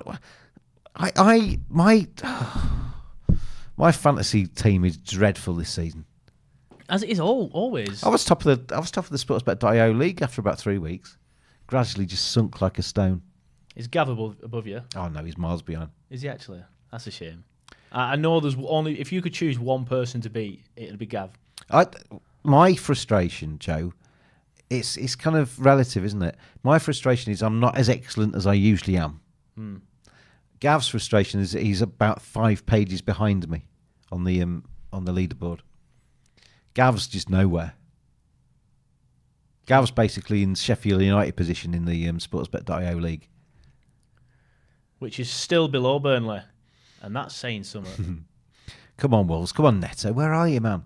I was really excited to watch Neto rip Sheffield United apart today. Hakan's got his goal in the first half there, so that's good. We need more corners for Wolves for the free bet to land. And we're only with you for one game today, everybody. Only with you for one game. And then we say goodbye. Monday night. You're in tomorrow night, aren't you? With, I think it's Pete and Dave T with you tomorrow. And then there's a little bit of a gap. Bit of Pete for the masses. Everybody likes a bit of Pete. There you go, Dan. I've done my bit. I've said my spiel. I've left it open for him. Nothing. Can't argue with you. Nothing. Very, very It's handsome not man. about arguing. It's about agreeing and say yes, Joe. Hakan says, I want more goals. More. He says, more. How many You know what happened times to did Oliver- he do that on Thursday You know, and yesterday? you know what happened to Oliver Twist, don't you, when he asked for more? What did happen? We didn't get asked. He says, please, sir, can I have some more? Did they give him more? Got into trouble, didn't he? Right. I mean, there's nothing wrong with that, what he said. But he was in the workhouse, wasn't there? There you go, look, there he is, Oliver Twist. Please, sir, can I have some more? Can you give me more gruel? Here's the ball's played in towards the Wolves' defence, but headed away strongly by the Wolves' back line. So we have got 2 minutes of added time, and we are nearly through those 2 minutes of added time. First half nearly done and dusted. In fact, it is, as the referee blows the whistle, and it's Wolves 1, Sheffield United 0 at the break. How have you seen that first half? Has it gone the way you thought? Yes. but I expected more. I expected more Wolves chances, more Wolves play. Sheffield United have defended relatively well, but the game is going the way I expected it to do. Because at the start of the game, I did say Wolves for half-time, full-time, and that's so far. Yeah. I think the problem for Sheffield United is they need points. They're going to have to try and at some stage in the second half go for Wolves to get a goal. Yeah. That brings more Wolves goals in it as far as I'm concerned. I think this could still be good for Hakan. He wants over 2.5. He wants both teams to score. I want overs on the goals. I want defenders to make mistakes. I want keepers like Anana, says Hakan. Well, hopefully the second half, Hakan, brings you exactly that. We will take a little bit of a break and have a chat with Jonathan Woodgate. We'll see you for the second half soon. Right, another question for Jonathan Woodgate. Here we go. Question from Hakan2217. As a former footballer and coach, what do you think would have happened to Stones, Trent Alexander-Arnold or Walker if they were playing 20 to 25 years ago? I would imagine that this is possibly reference to the fact that their wing-backs who charge, certainly TAA and Walker and John Stones, who likes to bring the ball out. And by the way, what a goal from John Stones last night as well, although the keeper could have done much better, in my opinion. But where do you think these players would have fitted in 20, 25 years ago in football? All been fine. All been absolutely fine because they're all top-quality players. Stones can play. Maybe 20, 25 years ago, it wasn't always happening from the back, but John Stones can play. Alexander-Arnold, okay, very attacking. Maybe in my day that he'd have been tucked in a lot more, but Kyle Walker, not a problem at all. Not a problem. He is. I really rate Walker. I think he's even improved even more since he's gone to Man City from Spurs. He's a first-class player, but they'd all fit in 20, 25 years ago without question, in my view. The interesting thing about Kyle Walker, by the way, is he is an absolute athlete, isn't he? And he's 32. Now, 20, 25 years ago, 32 is pretty much at the time when people are starting to question whether you hang your boots up and that's you done and dusted. Yeah. Whereas now, Kyle Walker and the likes of look like they could play football till they're 35, 36, 37 at the top level. Yeah, well, I think with players these days, they look after themselves a lot more. Yeah. And they've got that, the way of preparing for games, recovering after games, heart rate monitors on, testing how far they're running, what they're doing distance-wise. A lot of them can tell how many jumps you've made, how many accels, decels. I mean, with them now, with the sports science side of the game, that'll help the players really go on to the next level because of training. Like for example, if we'd have played on a Saturday at Leeds, we'd have a Sunday off. We'd come in on the Monday. It'd be a hard session, really hard. We'd run again on the Tuesday afternoon. We'd have Wednesday off. Run again Thursday, play Friday. I mean, train Friday, play Saturday. That would be unheard of now. Unheard of. Because of... Go on, sorry. Well, no, with the sports science then, if it was because obviously the sports science departments at football clubs, certainly Premier League clubs, has exploded into life over the course of the last 10, 15 years with, technology, science, and people studying this as well.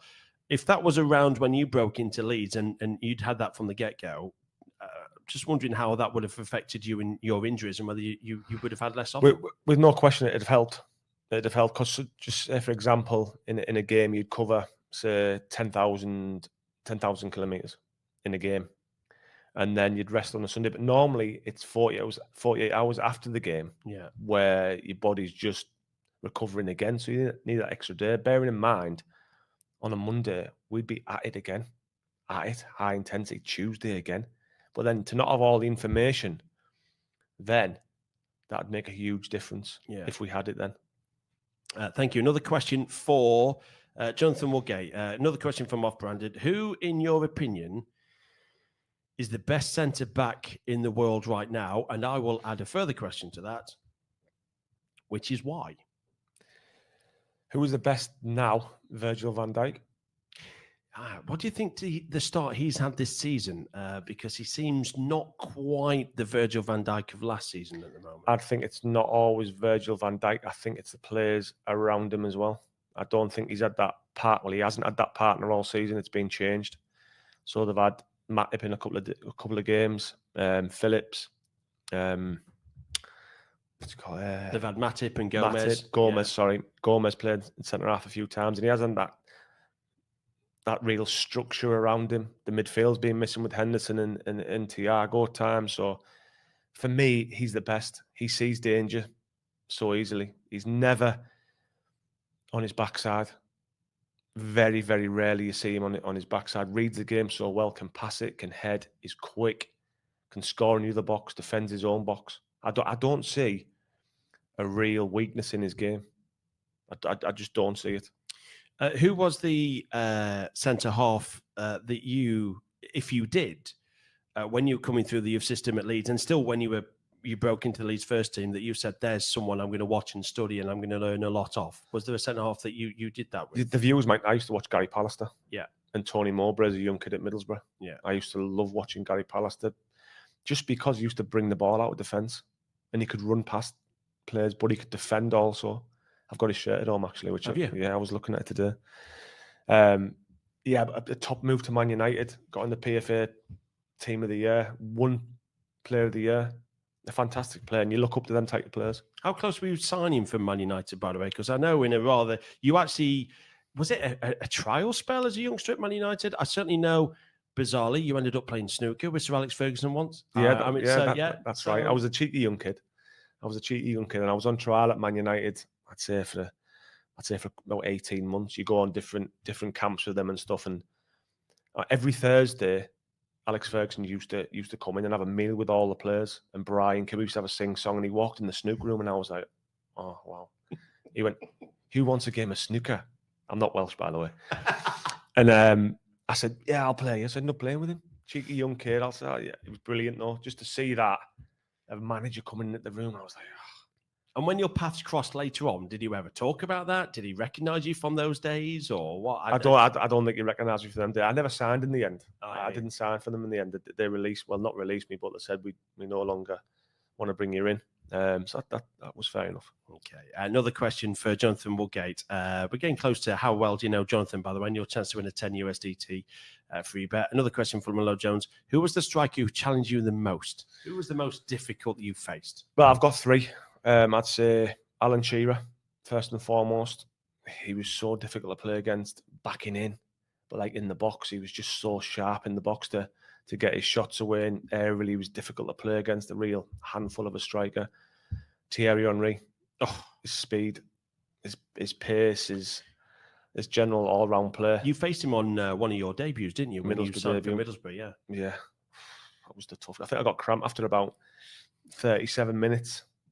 I stayed on for the whole night. I don't know how I stayed on, but I stayed on. And I'd say Luis Suarez.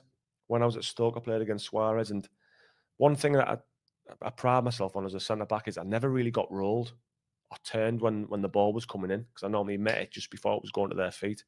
Suarez was just rolling me. I was like, oh, he was so strong. And he gets his body into some strange positions and his arms, his legs, and I couldn't get near him in the game. Yeah.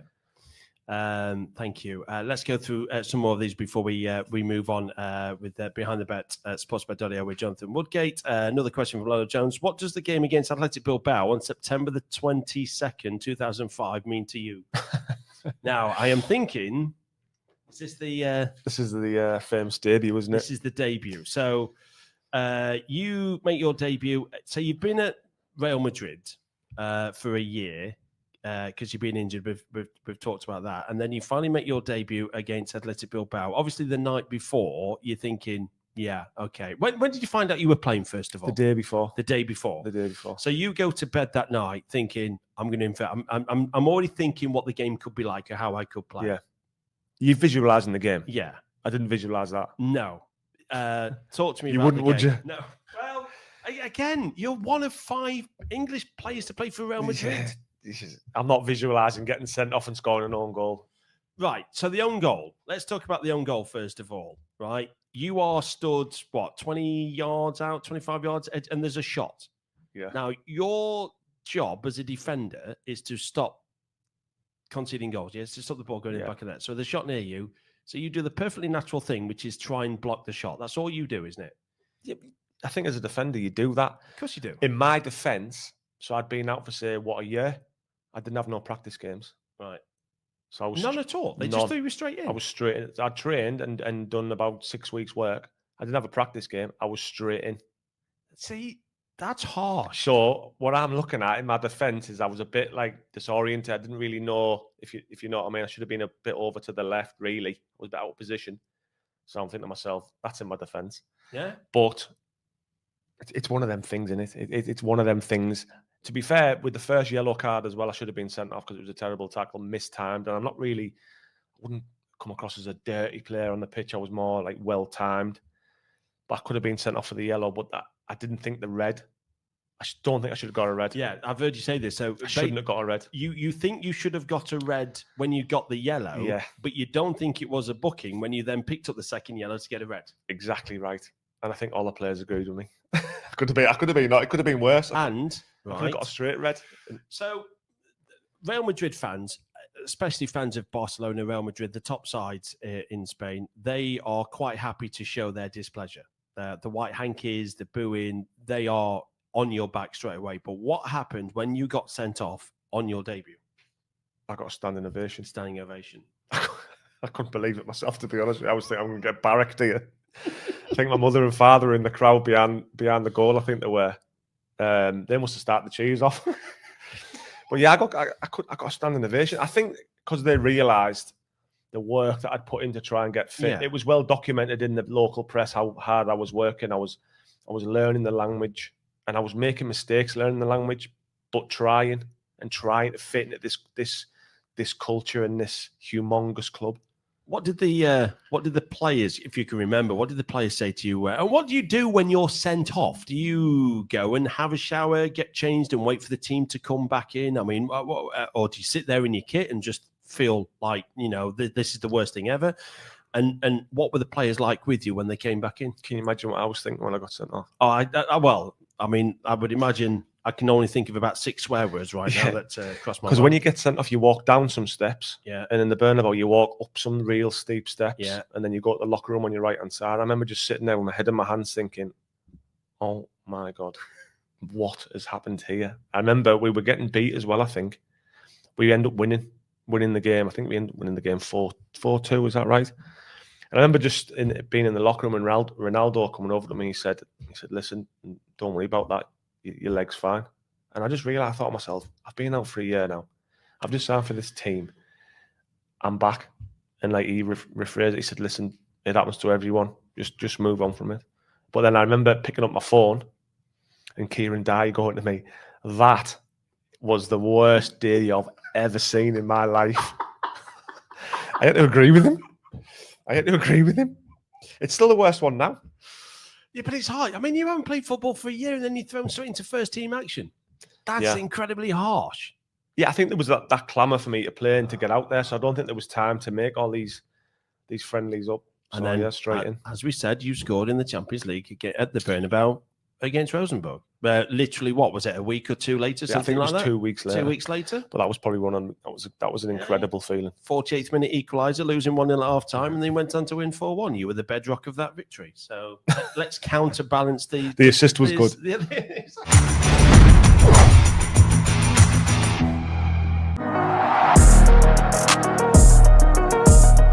But this is used for post-match. For every home game by the home manager and the away team manager. So the press will come in here, depending on who we're playing, will depend on the number of press. The manager will be up there with his press officer, giving his reaction to the game and how it went. So this is our flash interview area. So it's right next to the pitch, so when the players come in, we can instantly grab them before they go into the change room to do their post-match interview. But this is also where the managers will do pre and post, and the players also do a pre-match interview in here. So this is set up ready for our game tomorrow. As you can see, there's a lot of setup behind it. Each broadcaster gets their own section. The camera obviously isn't set up for the player's height because depending on who they interview, the camera will need to change. We have players who are 6'5" and players who are 5'4". As you see, this is the walk the players will make on a match day. The stadium holds 32,500 people.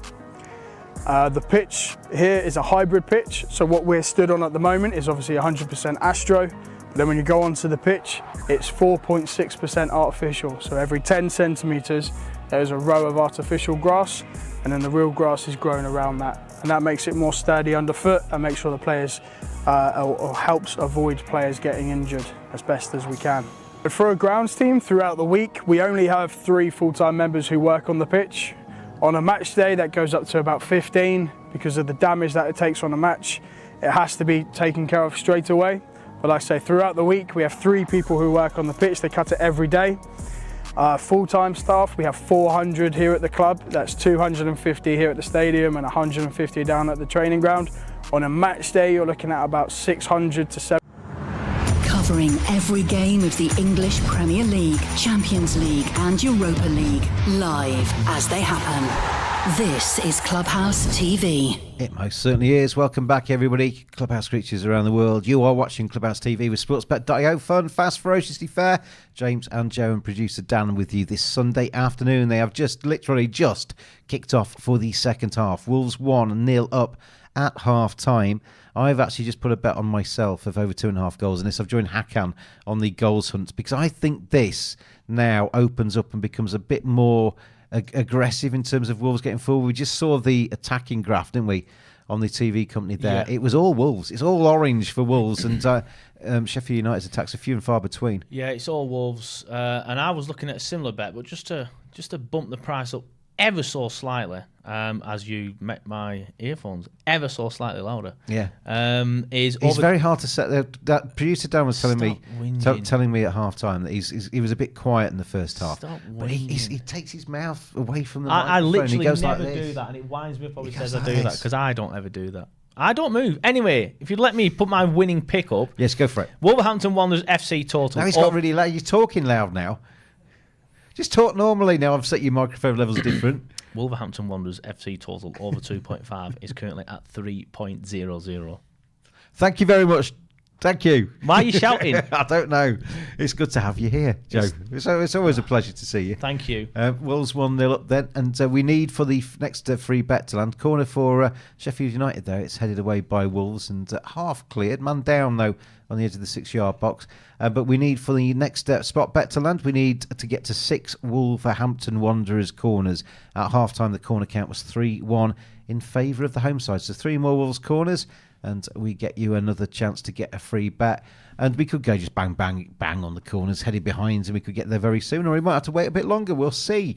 And we have got the Chelsea-Liverpool Carabao Cup final starting in 25 minutes as well. We're not covering that on this service, but I can give you the teams ahead of the showpiece at Wembley. Petrovic is in goal for Chelsea. You've got Chilwell, Colwill, Disasi and Gusto across the back four for Chelsea. Fernandes and Caicedo in midfield. Sterling, Gallagher and Palmer behind Jackson in attack. And for Liverpool, Kelleher is in goal. Alisson is unfit at the moment. Bradley is in for Trent Alexander-Arnold, who is unfit at the moment. Konate, Van Dijk and Robertson is the back four. McAllister, Endo and Gravenberch in midfield.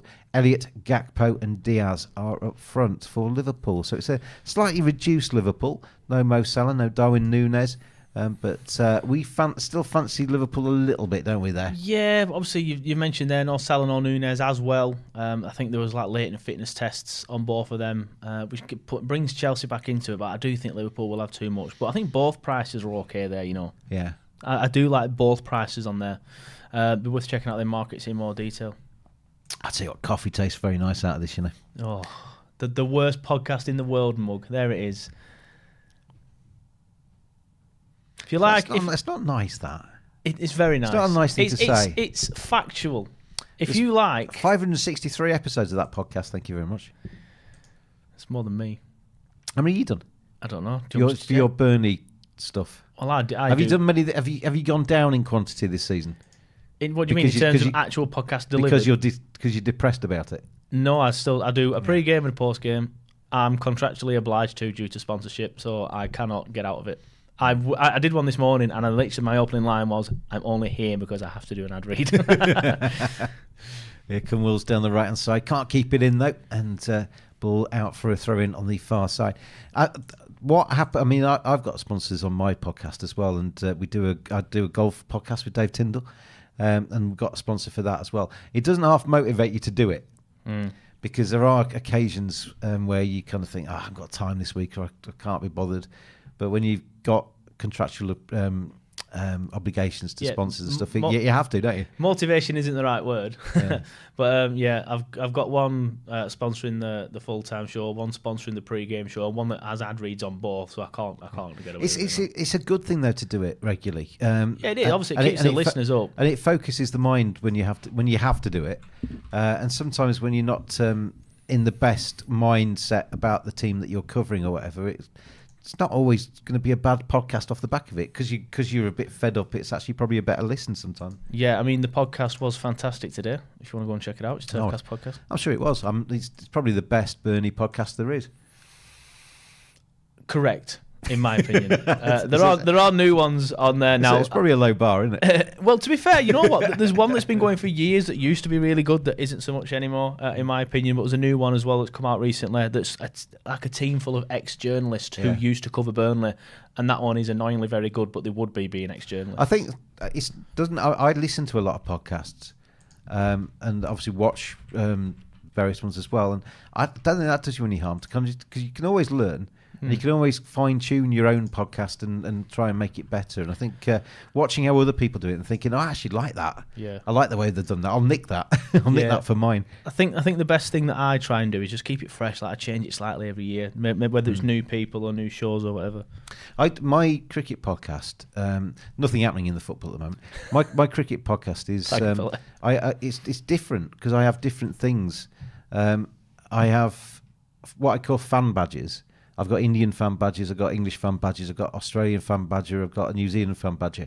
So when we have series between those two countries, I have them on to talk about their own teams. How do you get them to do stuff then? Because I struggle I have a little team that come on the full-time show. They're great, but I sometimes get people to edit videos. I've even offered money, and they still end up saying they can't be bothered. I mean, basically, they are cricket badges. And I put on Twitter. This is going back a few years now when I first started doing this. I put on Twitter, anybody interested in coming on the podcast to talk about their team. All you need to be able to do is speak English, basically, to a half decent standard, and be passionate about what you're talking about.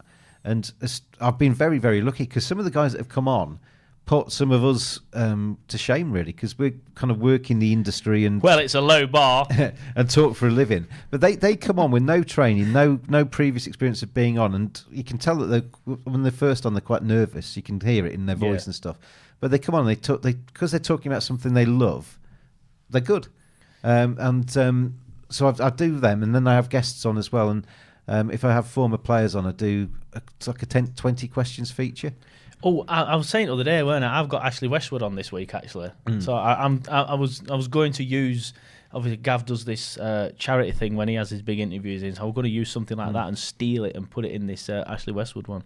I do a 20 questions thing, which I dreamt up. I sometimes change the questions every now and again, but it's generally the same 20 questions that I ask the different people.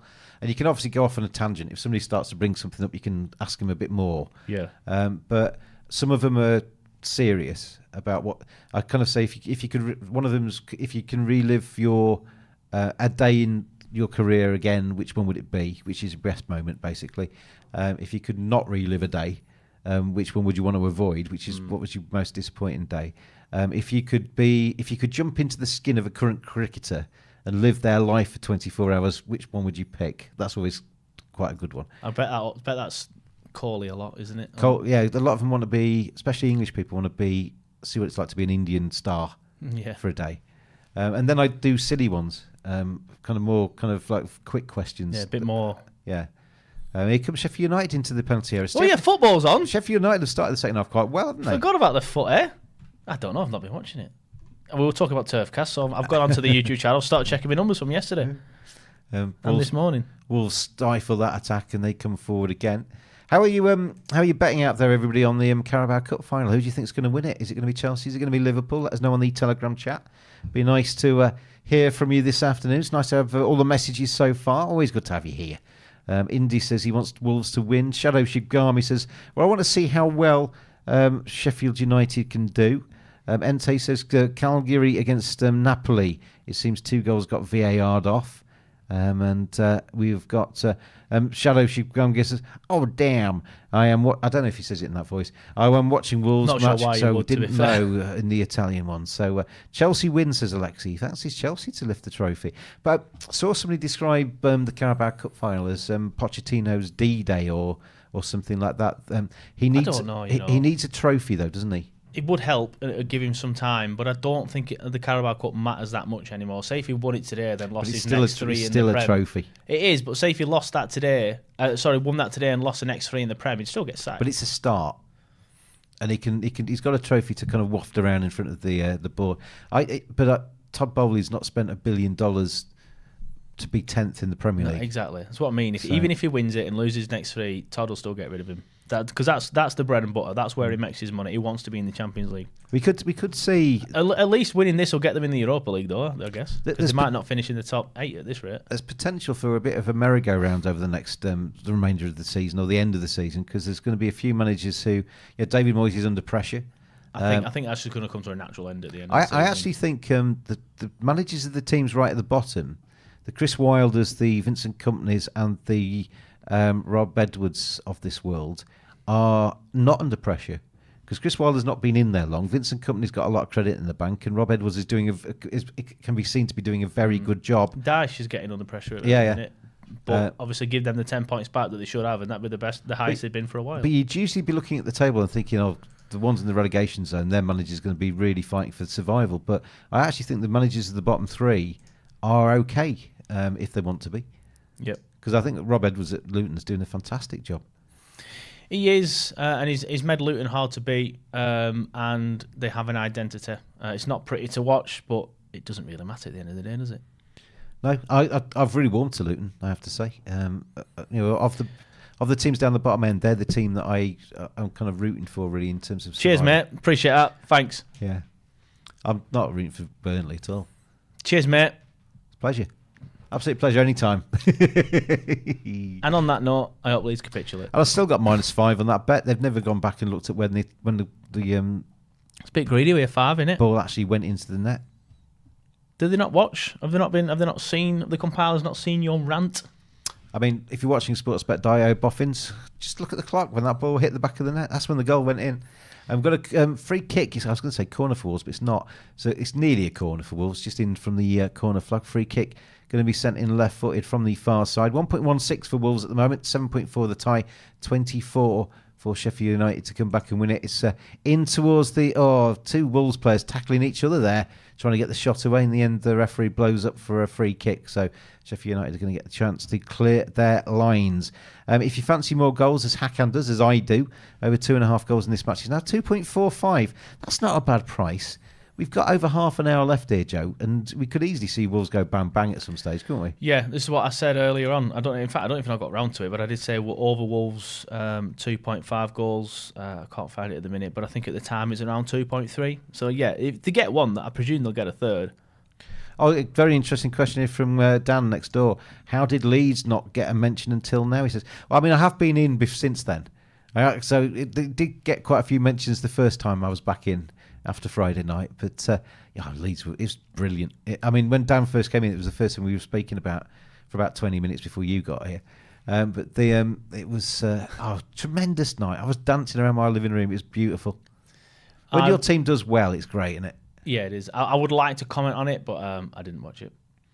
It's a big result, 100% a big atmosphere result. at Ellen Road was... and Southampton losing yesterday as well. Yeah? Oh, no. Again. I don't know what's happened to them. That results are going quite well for Leeds at the moment. They've obviously just cracked under the pressure. Here come Wolves into the penalty area. Can he get the ball across to the right-hand side? He's got 3 Sheffield United defenders around him. Still got the ball.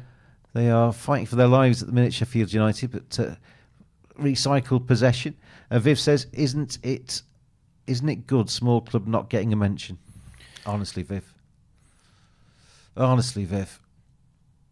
I despair. I feel like it's a love-hate relationship between you and Viv. I sometimes think that Viv's actually quite intelligent, and then he says something like that. But Viv, to be fair, India have rescued the Test match today, haven't they?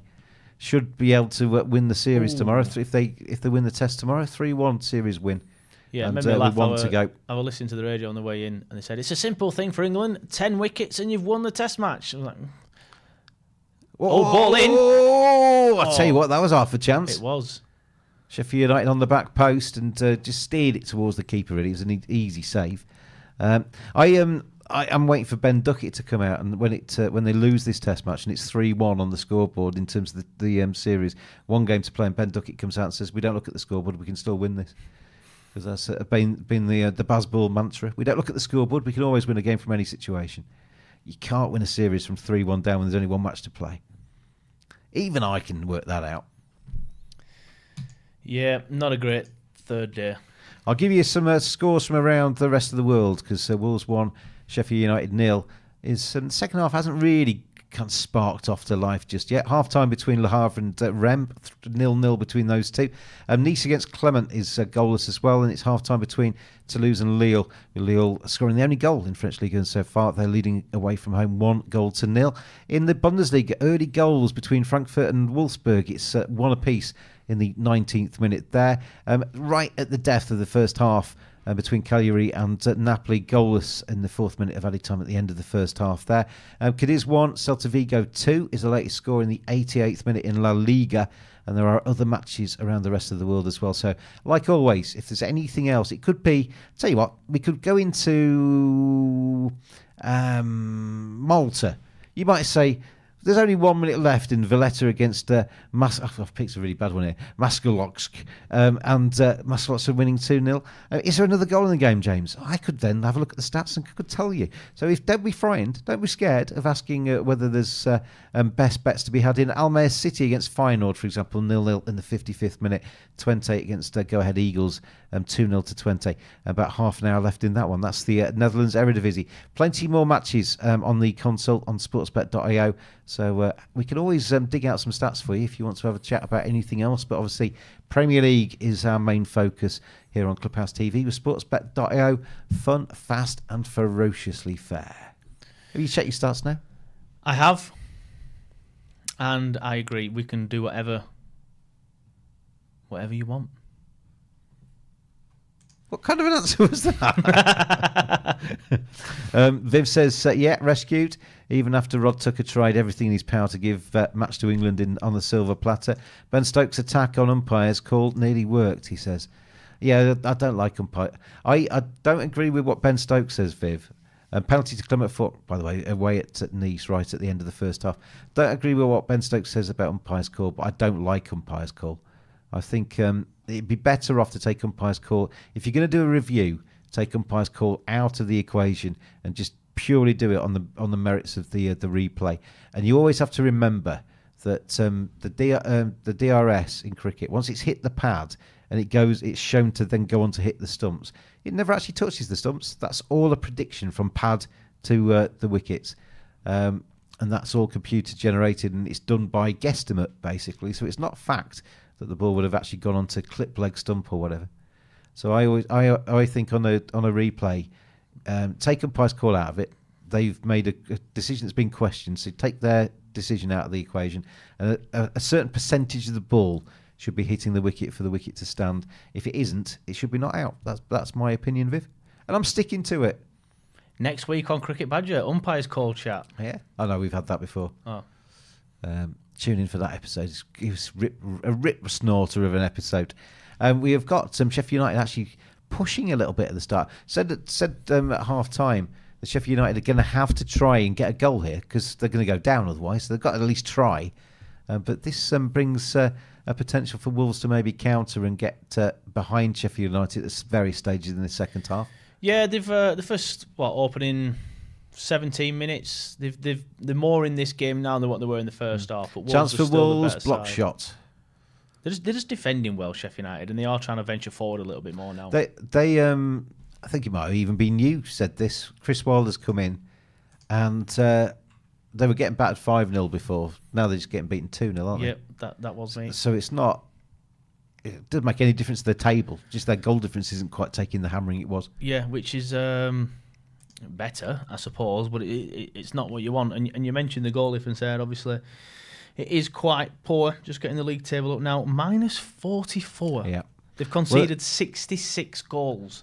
But they broke a record, didn't they, for how many goals they'd conceded after I think it was about 23 games. They conceded more goals in the Premier League than any other team before them. We'll put it this way. Burnley have played 26 games this season and we've scored 25 goals. 5 of them were against Sheffield United and we've only played them once. Fourth corner for Wolves, by the way. So we're 2 away from free bet landing. Wolves have got another corner and are still ahead on the race to 9, but we might struggle to get to 9, especially if they play corners like that, because that was never going to be a threat to the Sheffield United goal. So 1-0, 65th minute. How are you betting out there? Tell us, are you having a bet on this game? Hakan's got over 2.5 goals, and he's gone for both teams to score. Do you think Sheffield United have got a goal in them? We've seen them come close-ish. It's half chanced at best, isn't it, from Sheffield United? Yeah, I wouldn't. They might score. I'm not saying they 100% won't. Because if I say that, then they will score, and then we'll be bottom of the Prem. I want you to tell me that there's not going to be another goal in this game, because as soon as you say that, we'll get a goal, won't we? There will not, and you can take this as fact. There will not be another goal with 100% conviction in this game. You can take that as fact. You can bookmark it if it's on Twitter. Last time you did that, a little red dot appeared on my screen straight away to say Wolves are about to score. Hasn't happened quite just yet, but hopefully not too distant future. I need Neto to score. Come on, I need my captain to do something. Wolves coming down the right, cut back in towards the edge of the penalty. A shot. Oh, I tell you what, I want far away. And that was Neto. Was that Neto? It was. The left-footed effort there from just outside the penalty area. He caught hold of this one. The keeper had to fling himself to his right, but it was just wide of the post. So Wolves come in the closest, and there, despite Sheffield United's endeavour, that's the closest we've come to a goal in the second half so far. Whatever happened to Netto, the Danish supermarket discount store? Didn't it rebrand itself? Did it become part of Lidl, or I don't know? To be honest. It was founded in 1990. And then became defunct in 2011, but then it was revived in 2014. I remember that because a big one opened in Burnley, and then it went defunct again. Was that the most exciting thing that's happened in Burnley? No, when we won the championship at Ewood Park last year, because that was fun. And then died again 2 years later. Yeah, well, rest in peace, Neto. Not the Wolves one, if you're just tuning in. He's fine.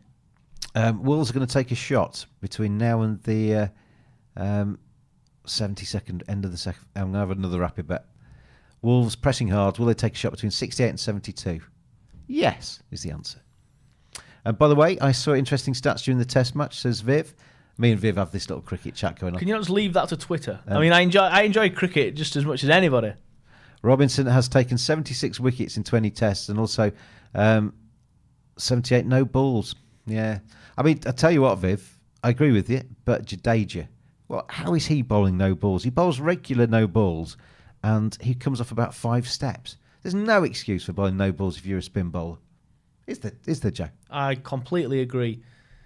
As a spin bowler, you're taking about 5 steps. You should know where to plant your foot. Yeah. I presume that's the issue, is going too far. Yeah, and I mean, obviously you want to get as close to the bat as you can, but you're not like a fast bowler trying to steal that extra little bit of pace. Oh, I've told Jana, who followed me on Instagram the other week. Yeah, you did. Jimmy Anderson. Yeah. Ooh, who was very close to getting another record. What, being the oldest man ever? Being the oldest man ever. No, he's on the cusp of 700 test wickets, which would be a major achievement. I'll send him a congrats on Instagram. He can ignore that message as well. Oh, you should do. I will do. Yeah. I'm a nice man. Jordan North follows me as well. I don't think you know who that is, though, do you? I do, yeah. I'm a celebrity. Yeah, well, you're not, but he was on it. His happy place. Yep, he followed me around 6 months ago, and I've not messaged him yet. I put a like on his. Well, can't you get him on your podcast? Well, I have reached out to him prior to him following me, but he didn't follow me then. But then he was on a rival podcast not long after that, so it's been done. So I don't want to do it again. Surely now he's followed you, you could get him on and say, I've heard all your answers on that rubbish podcast, exactly. and I'm going to ask you something different. I don't know. I just feel like it's been done. But it were a couple of years ago, so maybe it might be worth. It's time, isn't it? Might be worth getting him on. Getting him on. Sorry. Can't you get Alistair Campbell? I think that might split opinion too much, don't you? Well, he's quite a good talker. He is, but yeah, you can't do anything these days. He's a Burnley fan. He is, and I've seen him at away games before. He always says hello and stuff. Yeah, I quite like him. He also gets a lot of I nearly swore then a lot of grief off some fans as well. And he just tells them to go away in not so polite terms. Corner for Sheffield United from the far side. They've had a much better second half, but that's met firmly with the head of a Wolves defender. And now Wolves have the chance to break, and this is a proper chance to break. The afterburners are on. Sheffield United having to scamper back, and he does really well. That is excellent defending by Sheffield United. There's not many times we've said that this season, but no, there isn't. But since Wilder's come in, as we've said, that they are much better at the back. He needed pace there, and he had pace. We've got 20 minutes left or so in this match, and at the moment Sheffield United's clinging on to a 1-0 defeat, which is how it feels at the moment. That was Larucci had to really put the afterburners on and get back to defend that. Is he a recent signing? I've not heard of him. Well, I've heard of him, but not much. Let's have a look at him. I'll see what he's... Watch this. He's been there for 4 years and he's played 500 games. Well, he's come back from the African Cup of Nations. He played in that for Algeria, Larucci. And his career, he signed ahead of this season, yeah. That'd be wild. Larucci came in from Troyes or Troyes, or however you pronounce it in French League 1. Prior to that, he had a little bit of time. He was a youngster at Liverpool. Corner for Wolves. Youngster for Liverpool, played for their under-23 team, never played for the first team, moved to French League 1, had 42 appearances there, and now playing for Sheffield United. Corner for Wolves, as you say. So we need one more, don't we? I'll let you check that out. Corner number 5 it is. So one more corner for Wolves, and we go... It's taken a while, this one. Yeah, we go free bet time again. Well claimed by, what was he called, Gerda? No. Oh, that's a yellow. That's got to be a yellow. Referee had dark hair at the start of this.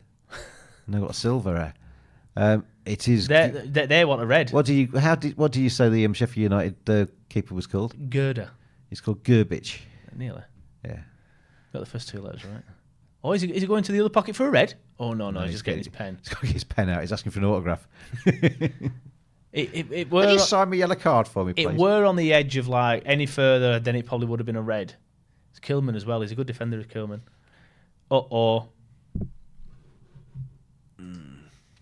So, Wolves 1, Sheffield United 0. About 18 minutes left. Do we get the bang bang that me and Hakan need, or are we heading for just a 1-goal game? Wolves are 1.16 at the moment as things stand, with that 1-goal advantage. And 1.13. They keep coming in all the time as time ticks on. Cynical. 7.4 the tie, 38 for Sheffield United. If you still fancy goals, just one more goal in the game is now 1.84. Over 2.5 is 4. There's ways in. There's ways in if you fancy goals. There's always ways in with the butler. Amadodzic is getting you. Amadodzic is not frightened of speaking his mind. I don't think his mind is always on the right path, though. Osborne is going to be taking the free kick. Bit far out for him to really call. Oh, they've messed about with it. Well, I mean, what's the point of that? Just pass it between each other for about 3 seconds. Just want a different angle, don't they? Because they're set up in a certain way, so they're just trying to change the angle. But they take too long. They could have created that angle without passing back to each other, couldn't they? Really, that's what I mean. They take too long. So, Viv says that Jadeja tries to bowl at under 60 seconds most of the time. That's the reason for so many no balls. Thankfully, never got on wicket with a no ball. You're not allowed that cricket badge Corner for Wolves says anymore. Hakan. I'm going to email Gav, your boss. Nearly had a chomp then. I'm not biting. Here comes Sheffield United. Can they? Oh, hello! Gav's not watching this, by the way. Gav's out this afternoon. Well, that's probably a wise decision. I wish I didn't watch the Burnley match yesterday. I think Gav's given up putting a line through the calendar when he's, Sheffield United are playing, because he only depresses you, doesn't it? This is just outside the area, isn't it? Yeah, it is. Oh, I tell you what, that's closer than I thought. Initial contact is outside the area, though. He just but it carries on into the penalty area, doesn't it? Yeah. Oh no, he lets go. You can't really see from that angle, to be fair. The lines. He fouls him and makes sure he lets go before it gets into the penalty area. It's quite clever. So a free kick, though, from a dangerous position here for Sheffield United. If you fancy them to come back and get something from this, the tie is 7.2. United to win 36. Who takes these free then kicks? To go bang bang. Ollie Norwood? Is that Norwood stepping over it? McAtee's next to it. And it'll be Harmer, won't it? Yeah, it is Harmer. Yeah, they're the two they're the two next to it, so they are the two most likely. They're the two that are going to do it. As we head towards The last 15 minutes, we're into the last 15 minutes. Hwang, who was down before kick-off, is now having a lie down again. He's the draft excluder. Well, we spoke about this the other day, didn't he? He's facing the ball this time. Got his nads on the line. Well, that was rubbish. What's that? What on earth is that? That was awful, wasn't it? I'm not a Sheffield United fan by any stretch, and even I'm annoyed at that. Me and you could have done better than that. 100%, just smack it. Me and you could have been stood next to that ball. They get paid a fortune from doing that rubbish. Honestly, I am disgusted. That's actually quite surprising just how bad that was, wasn't it? It was so bad. That's why you're going down. I can't even work out what they were trying to do. That's how bad it was. Maybe they expected somebody to run to the back post. Yeah. That's all I can guess. Because that's where they put it. Usually when a set piece, a funky set piece goes wrong, you can at least see what they were trying to do. But that was just ridiculously bad. Clubhouse TV. Horrendous. Dan has done a GIF here. And it's not loading on my screen at the minute. Yeah, Gav is out, says Viv. He holds a crying festival for his fellow Sheffield United fans during any Sheffield United game. Yeah, you've got to say Sheffield United. Sean Bean. Sean Bean's from a famous Sheffield United fan. So, but we're running out of time for a Sheffield United response here into the last 15 minutes. There's not a lot happened this second half. It's actually been quite a disappointing game so far, I would suggest. Would you not agree? Yes. I was expecting more. Sorry, I was looking at bets. I was expecting more than we've had from this game so far. No, I agree. But credit to Sheffield United. I mean, they're getting beat again. Could you put the Carabao Cup final on that screen over there? Yes, I will do. Mr. Butcher. Not Butcher, that's not your last name. That's you. That's me, Mr. Butler. Yeah, we might as well have it on in the studio whilst we're in. You are correct. Yeah. Let's do such things. Because that game has now kicked off. Has it actually? At Wembley. 4 minutes ago. Wembley. We're the famous Leeds United and we're off to Wembley. Well, if you go to Wembley, that means you've failed. I don't want to go to Wembley this season. You're not going to Wembley. I want to go up automatically, please. I think that'd be very nice. I think still 0-0 in the Sheffield, not Sheffield United. Southampton have bottled it. No, well, Ipswich is still clinging on to the coattails. They're not good enough. Wolves 1, Sheffield United 0, Chelsea 0-0 with Liverpool after 4 minutes at Wembley. And I do like a cup final. I know the Carabao Cup gets a lot of stick, but I do like it. I've got good memories of it, not as a Burnley fan, but just like always around this time of year. It's usually March. It's been pushed back a bit into February in recent years. Just watching it as spring's sprunging outside. Spring sprunging? Yeah. They're not calling the butcher for nothing. I don't butcher names. I butcher the actual English dictionary. Yeah. Do you still get a European qualification place for the Carabao Cup success? I think you get Europa League, don't you? Or it might be conference now. They may have because is it conference? That sometimes gives another Premier League team a chance. But all Europe, the big teams just win it anyway now, so it's pointless. And obviously Liverpool. I mean, Chelsea might take it. They might be like, yes, we finished 9th and get in the conference. But Liverpool will obviously finish in the Champions League. Wolfsburg goal in the Bundesliga. Wolfsburg go 2-1 up away at Frankfurt. Still 36 minutes there, so plenty of goals in the Bundesliga in that game. We've had quite a few Bundesliga goals actually. Just wasn't quite across the board enough to land the bets yesterday. But Wolfsburg have gone ahead against Frankfurt. Bayern Munich, of course, winning right at the death yesterday. It's kept their hopes alive at the top end of the Bundesliga. But Leverkusen still unbeaten. 19 wins and 4 draws so far, 61 points, 8 ahead of Bayern Munich, having played 23 matches. So, but Bayern do have a habit of finding a way. The Nathan Teller effect. He won the championship last season. Now he's about to win the Bundesliga. That guy, I love him. He doesn't follow me yet, but he sometimes comments on my stuff. Dan says, Chelsea warm up today for the real test against the mighty Leeds United on Wednesday. I presume you're playing him in the Cup? Yes. And there's not a lot of love lost between Leeds and Chelsea. It is one of the rivalries that Leeds have. I could sing you a song, but it's probably not very appropriate. Sing it anyway. I might get a new presenter every now and then. No,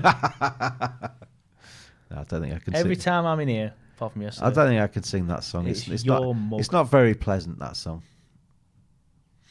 But Liverpool have a free kick, right hand side of their attack, just outside the penalty area. Chance to get good ball in. Virgil van Dijk. They've got Endo in there, who's about 3 foot tall. What's the point in him being in there? The VAR in that Wolfsburg goal, by the way. Watch him win the header now and score a goal. Got ball played in. I was just seeing the replay of that. The Wolves goal from the first half. Very good cross from Al Nouri on the far side. Very good header from Sarabia, and it was just inside the end of the 30th minute. At least you didn't do what you did on Thursday and think it was another goal. That's very easy done, isn't it? It is when you've got 4 or 5 games on. Yes, if you'd done it today, that's a different matter. But I've done it before in a pub. I actually celebrated a goal, and then they cut away, and it was a replay. I was like, they've wow, scored again. They've scored 10 goals. Burnley have scored 10 goals. It wasn't even a Burnley game. They've just shown the same goal 9 times. It was a Man United game, and we needed them to win to help Burnley. They were playing somebody. It was like a few years ago now. And they scored. I'm like, yes! And it cut away, and I was like, wow, how embarrassing. Everybody was like, way! Walked away with my tails between my legs. Not the first time you'd look stupid, though, is it? This is why I prefer Gav, Simon, Dan. I've only known him for 45 minutes. Jack, Pete. I mean, everyone prefers Pete. Who else is there? Elliot? Is he still here? No, Elliot doesn't partake anymore. He's got other commitments as Elliot. I miss Elliot. I like Elliot. He was my favourite. I mean, it's a very low bar. I had my funniest moment on here with Elliot. Is that when you just didn't say anything for 3 hours? No, we both corpsed. We both basically just burst into laughter because we were singing rude lyrics and realised that we'd sung rude lyrics and just burst into laughter. And it was... you pair of children. No, it was. You're in your 60s, man. It was very childish, but it was funny. And you know when you start laughing, you just can't stop. Yeah. And then you can't speak, and then you... Yeah. I can't speak. I'm laughing too much. You bottleless git. I was singing Cardi B. Okay, yeah, that chances are that's going to be rude. It was a little bit over the line. Probably said something about... Well, I can't say it, but... Oh, no, actually, it was... What was the song we were singing? Well, WAP, was it? It was Shaggy. It was... It wasn't me. There's a couple of dodgy lyrics in that. And Elliot was there going, you can't say that, you can't say that. I just have. Anyway. And you survived it? Yeah. I'm surprised Gav, your boss, didn't get rid of you. Anyway, it's Clubhouse TV with sportsbet.io. That Fun, is a chump. Fast and ferociously That is a chump. fair. And it was always nice knowing Joe, but he's going to have to leave us now. And we will... Stuck inside a box. Oh, Burnley going down. Oh, so it Leeds again next year. I don't think they would. Rutter was terrible last year. Oh, no, he wasn't. He's brilliant this season. Yeah, this season, yeah. Manuel Alonso says, question, guys. Will they be in the broadcast of the final? No, we're not doing the Carabao Cup final. His idea. Manuel. I wanted to do it. I wanted to do it. I'd have quite happily stayed. Oh, so is it who decided no then? The guys at sportsbet.io. Oh. Yeah. We're hoping you'd say Gav and then I'd have another line. But never mind. No, the guys at sportsbet.io decided they didn't want the Carabao Cup final. I don't mind. Other than the first 15 minutes of it, which we'll see in the studio. Yeah, we will. And now we'll listen to the rest. Loads of changes being made by Sheffield United. So we'll see if that makes any difference in the remaining 8 minutes or so of this game. We've got Osula coming on for Brewster. We've got McBurney on for Vinny Sousa. So 2 changes, I think, there. Where's Archer? Did he even start? I've not seen him. That's the trouble when you get a team like Sheffield United. No, Archer's not on. Is he injured? He must be injured because he's been scoring. Been one of their few bright spots, hasn't he? Yeah, he's done relatively well last 5 or 6 games. He must be injured. You wouldn't not play him at all, would you? He's not on. Is he on the bench? No, so he must be injured. So Sheffield United have done all right here, and the problem from Wolves' perspective is they haven't killed them off, have they? Yeah, they're in the game, and that's more than what can be said for Burnley at this stage. One moment of a little bit, last season, one moment of magic, and Sheffield United all of a sudden have a point out of this, which they don't deserve, but Wolves haven't silenced them just yet. Wolves still haven't got a 6th corner, have they? Sheffield United have actually got... Yeah, come on, are you going to bring another one in or what? To help the creatures. They've levelled it at 5-5. Another goal gets us one as well. Another goal? If we get another goal, free bet lands. If we get another Wolves corner, free bet lands. So we've got 2 running at the same time. So the ideal scenario there is Wolves charge down the other end. Get a corner. Whip it in. We press free bet lands. And then they whip it in and Neto heads it into the goal. No, not Neto. Somebody else, please. Kilman. Neto's had his quietest game ever today after I've captained him. Yep, thank you.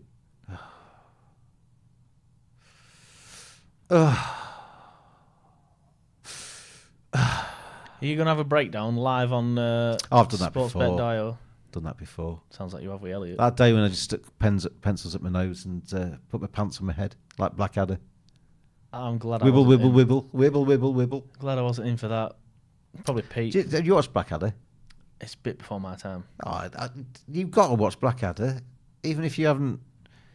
It's amazing. Has it aged well? Absolutely. Because no. Oh, it has. Producer Dan disagrees. He says no. I can't imagine some of the jokes that had been something like that would be appropriate these days. Why? Well, I mean, I can't say anything because I've not seen it, but I would presume there'd be certain jokes in there that wouldn't be. Not really. Same with Little Britain, isn't it? That's not aged very well. It's Little Britain and chalk and cheese between Blackadder and I mean, Little Britain. I wouldn't Come Fly With Me. I used to love that back in the day, me. I used to love Come Fly With Me. Oh, yeah. Tells me all I need to know about you, Joe. Shut up. That's very out of. Yeah, that's never going to be replayed on BBC. No. Although they still have 2 pints of lager and a packet of crisps on BBC 3. I used to quite like that. Every night. I loved it back in the day. I used to quite like that. Anyway, we are coming towards the final 5 minutes, Clubhouse Creatures. We've only had the one goal, Hakan. What's gone wrong? Hakan's lost his manifest powers. Come on, Hakan. Let's join hands, Hakan, with me. Hold on to my hands, Hakan. Think goals, think goals. Just think 2 goals. Think Neto to score. Think goals. Think corner for Wolves. Think corner for Wolves. Think 2 goals. We only need 1 for the free bet to land there. There's the lady. Huang's come off. No surprise there because he was obviously down and was a little bit of a doubt just had a kick-off. So he's done his bit. He's managed to get through 85 minutes, which we didn't think was going to be the case when we saw him getting treatment. Yeah, I'm surprised ahead he of the got game. through 8 minutes, 8 seconds. I'll put that out there. So Sheffield United player falls over a Wolves player. No foul, and we enter the final 5 minutes. And it's kind of dribbling to its conclusion without too much excitement at the moment. Yeah. Can't disagree with that. Thanks, Jake. There was more. We've reverted to your usual appearance on here, haven't we? Fed up now. Yeah. I came in with all this enthusiasm despite being battered emotionally Chance for yesterday. Sheffield United. Chance, charge down. Tell you what, I'm of the feeling that I'm not bothered whether Burnley finish second bottom or bottom because at the end of the day... Doesn't matter, does it? It doesn't matter. You're going down. But it would be an extra kick in the teeth right now if Sheffield United scored and sent us bottom. You don't really want to be bottom. Well, you don't want to be just because they embarrass. But at the end of the day, nobody remembers who's bottom. Like next August, everyone remembers who's now in the Championship. Fixtures come out and your name's still in the Championship. Exactly. Isn't it? Yeah. Wolves 1, Sheffield United 0 as we approach the full-time whistle. Still goalless in the Carabao Cup final. As Liverpool are... Every time I look up, anyway, Liverpool have been the team attacking the Chelsea end. So Chris Wilder's looking a little bit like his Tudor wasp covered in lemon. Again? Not happiest of characters, is he? You wouldn't invite him to do motivational speaking at the moment. I wouldn't, but I'd press you. I'd invite him to the pub. I wouldn't invite you to the pub. Me? No. I won't come anyway. There you go. That's why you're not invited. If you were to, we've had this discussion before, but I've never asked this of you. If you were given the choice, I'm going to give you £100. Okay. So you can buy the drinks, and maybe even buy them some pork scratchings or less spicy, money going on beer. Spicy knickknacks and peanuts or something. All on beer. And you can have one of Jurgen Klopp, Mikel Arteta, and Pep Guardiola to join you in the pub. Who would you pick?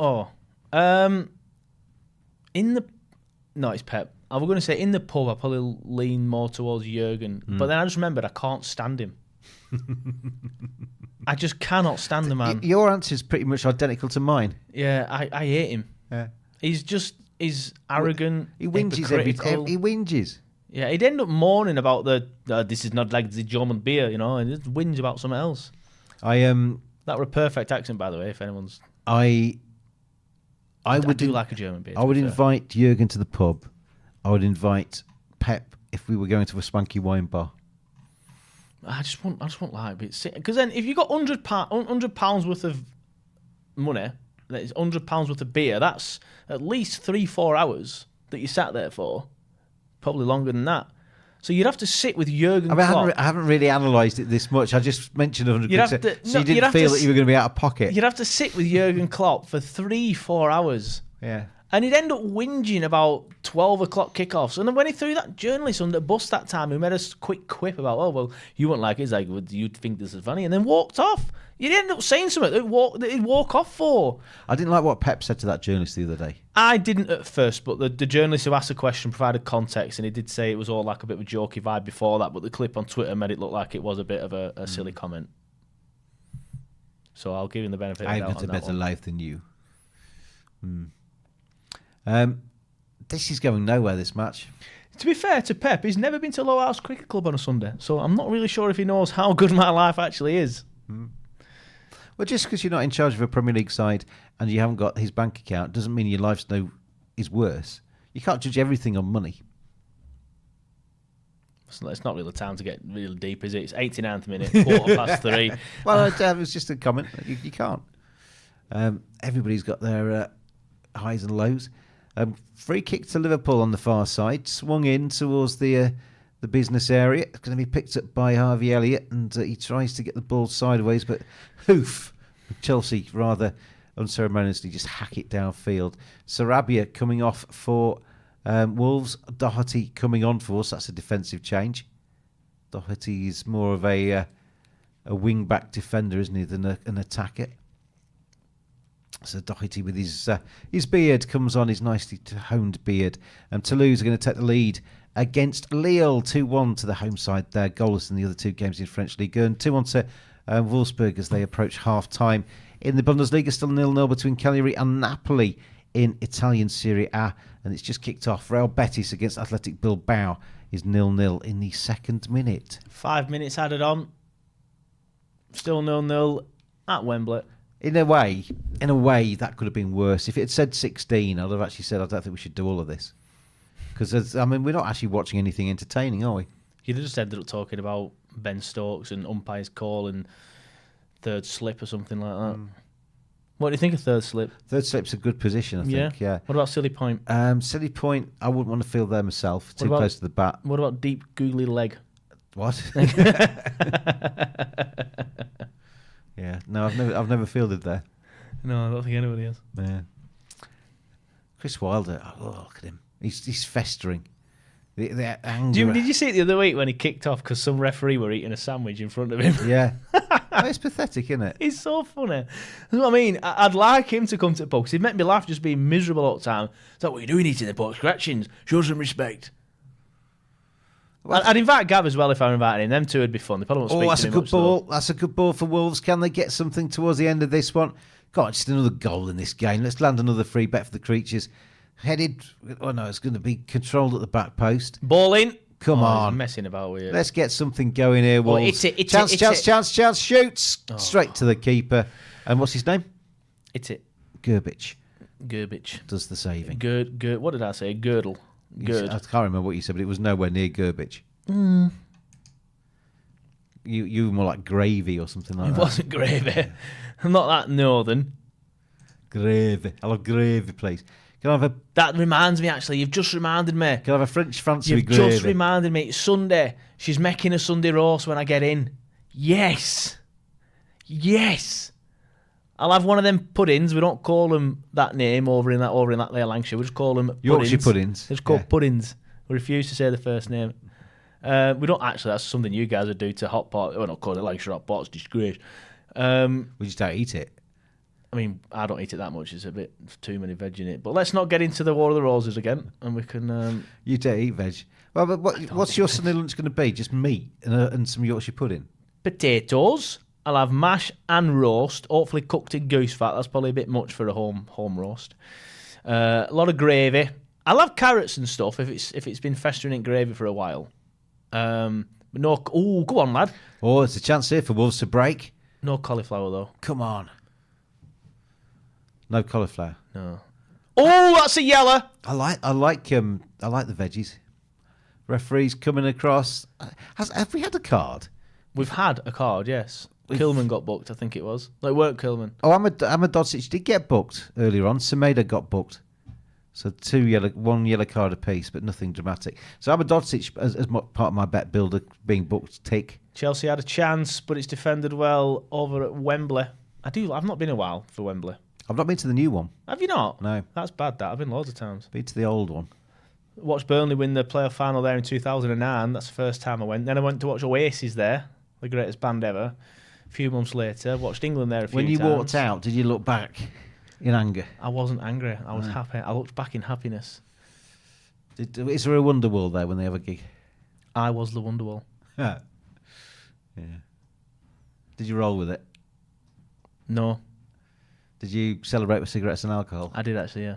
I celebrated a great day with cigarettes and alcohol. And was the Listen up! Was the lady you took electric? I didn't take a lady. Yeah. Took me dad.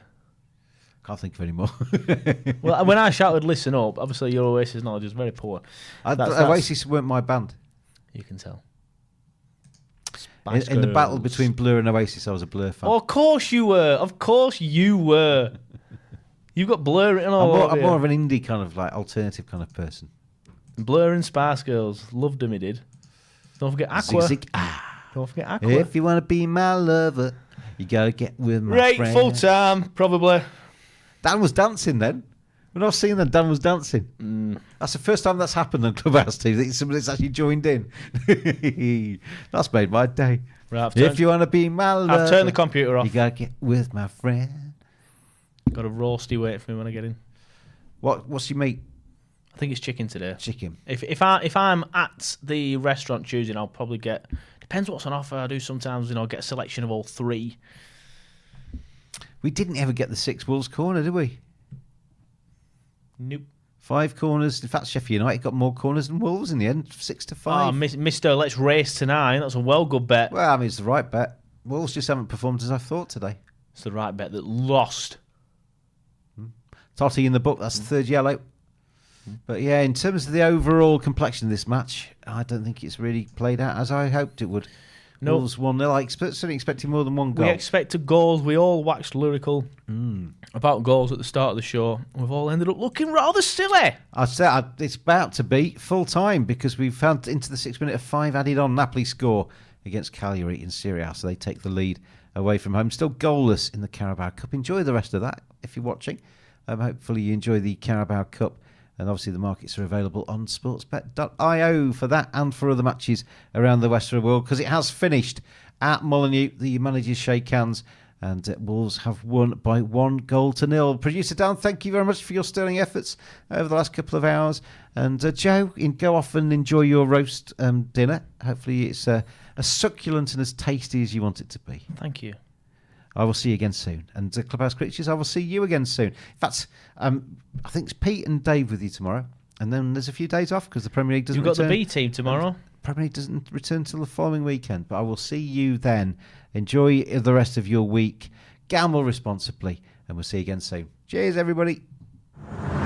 Covering every game of the English Premier League, Champions League and Europa League. Live as they happen. This is Clubhouse TV.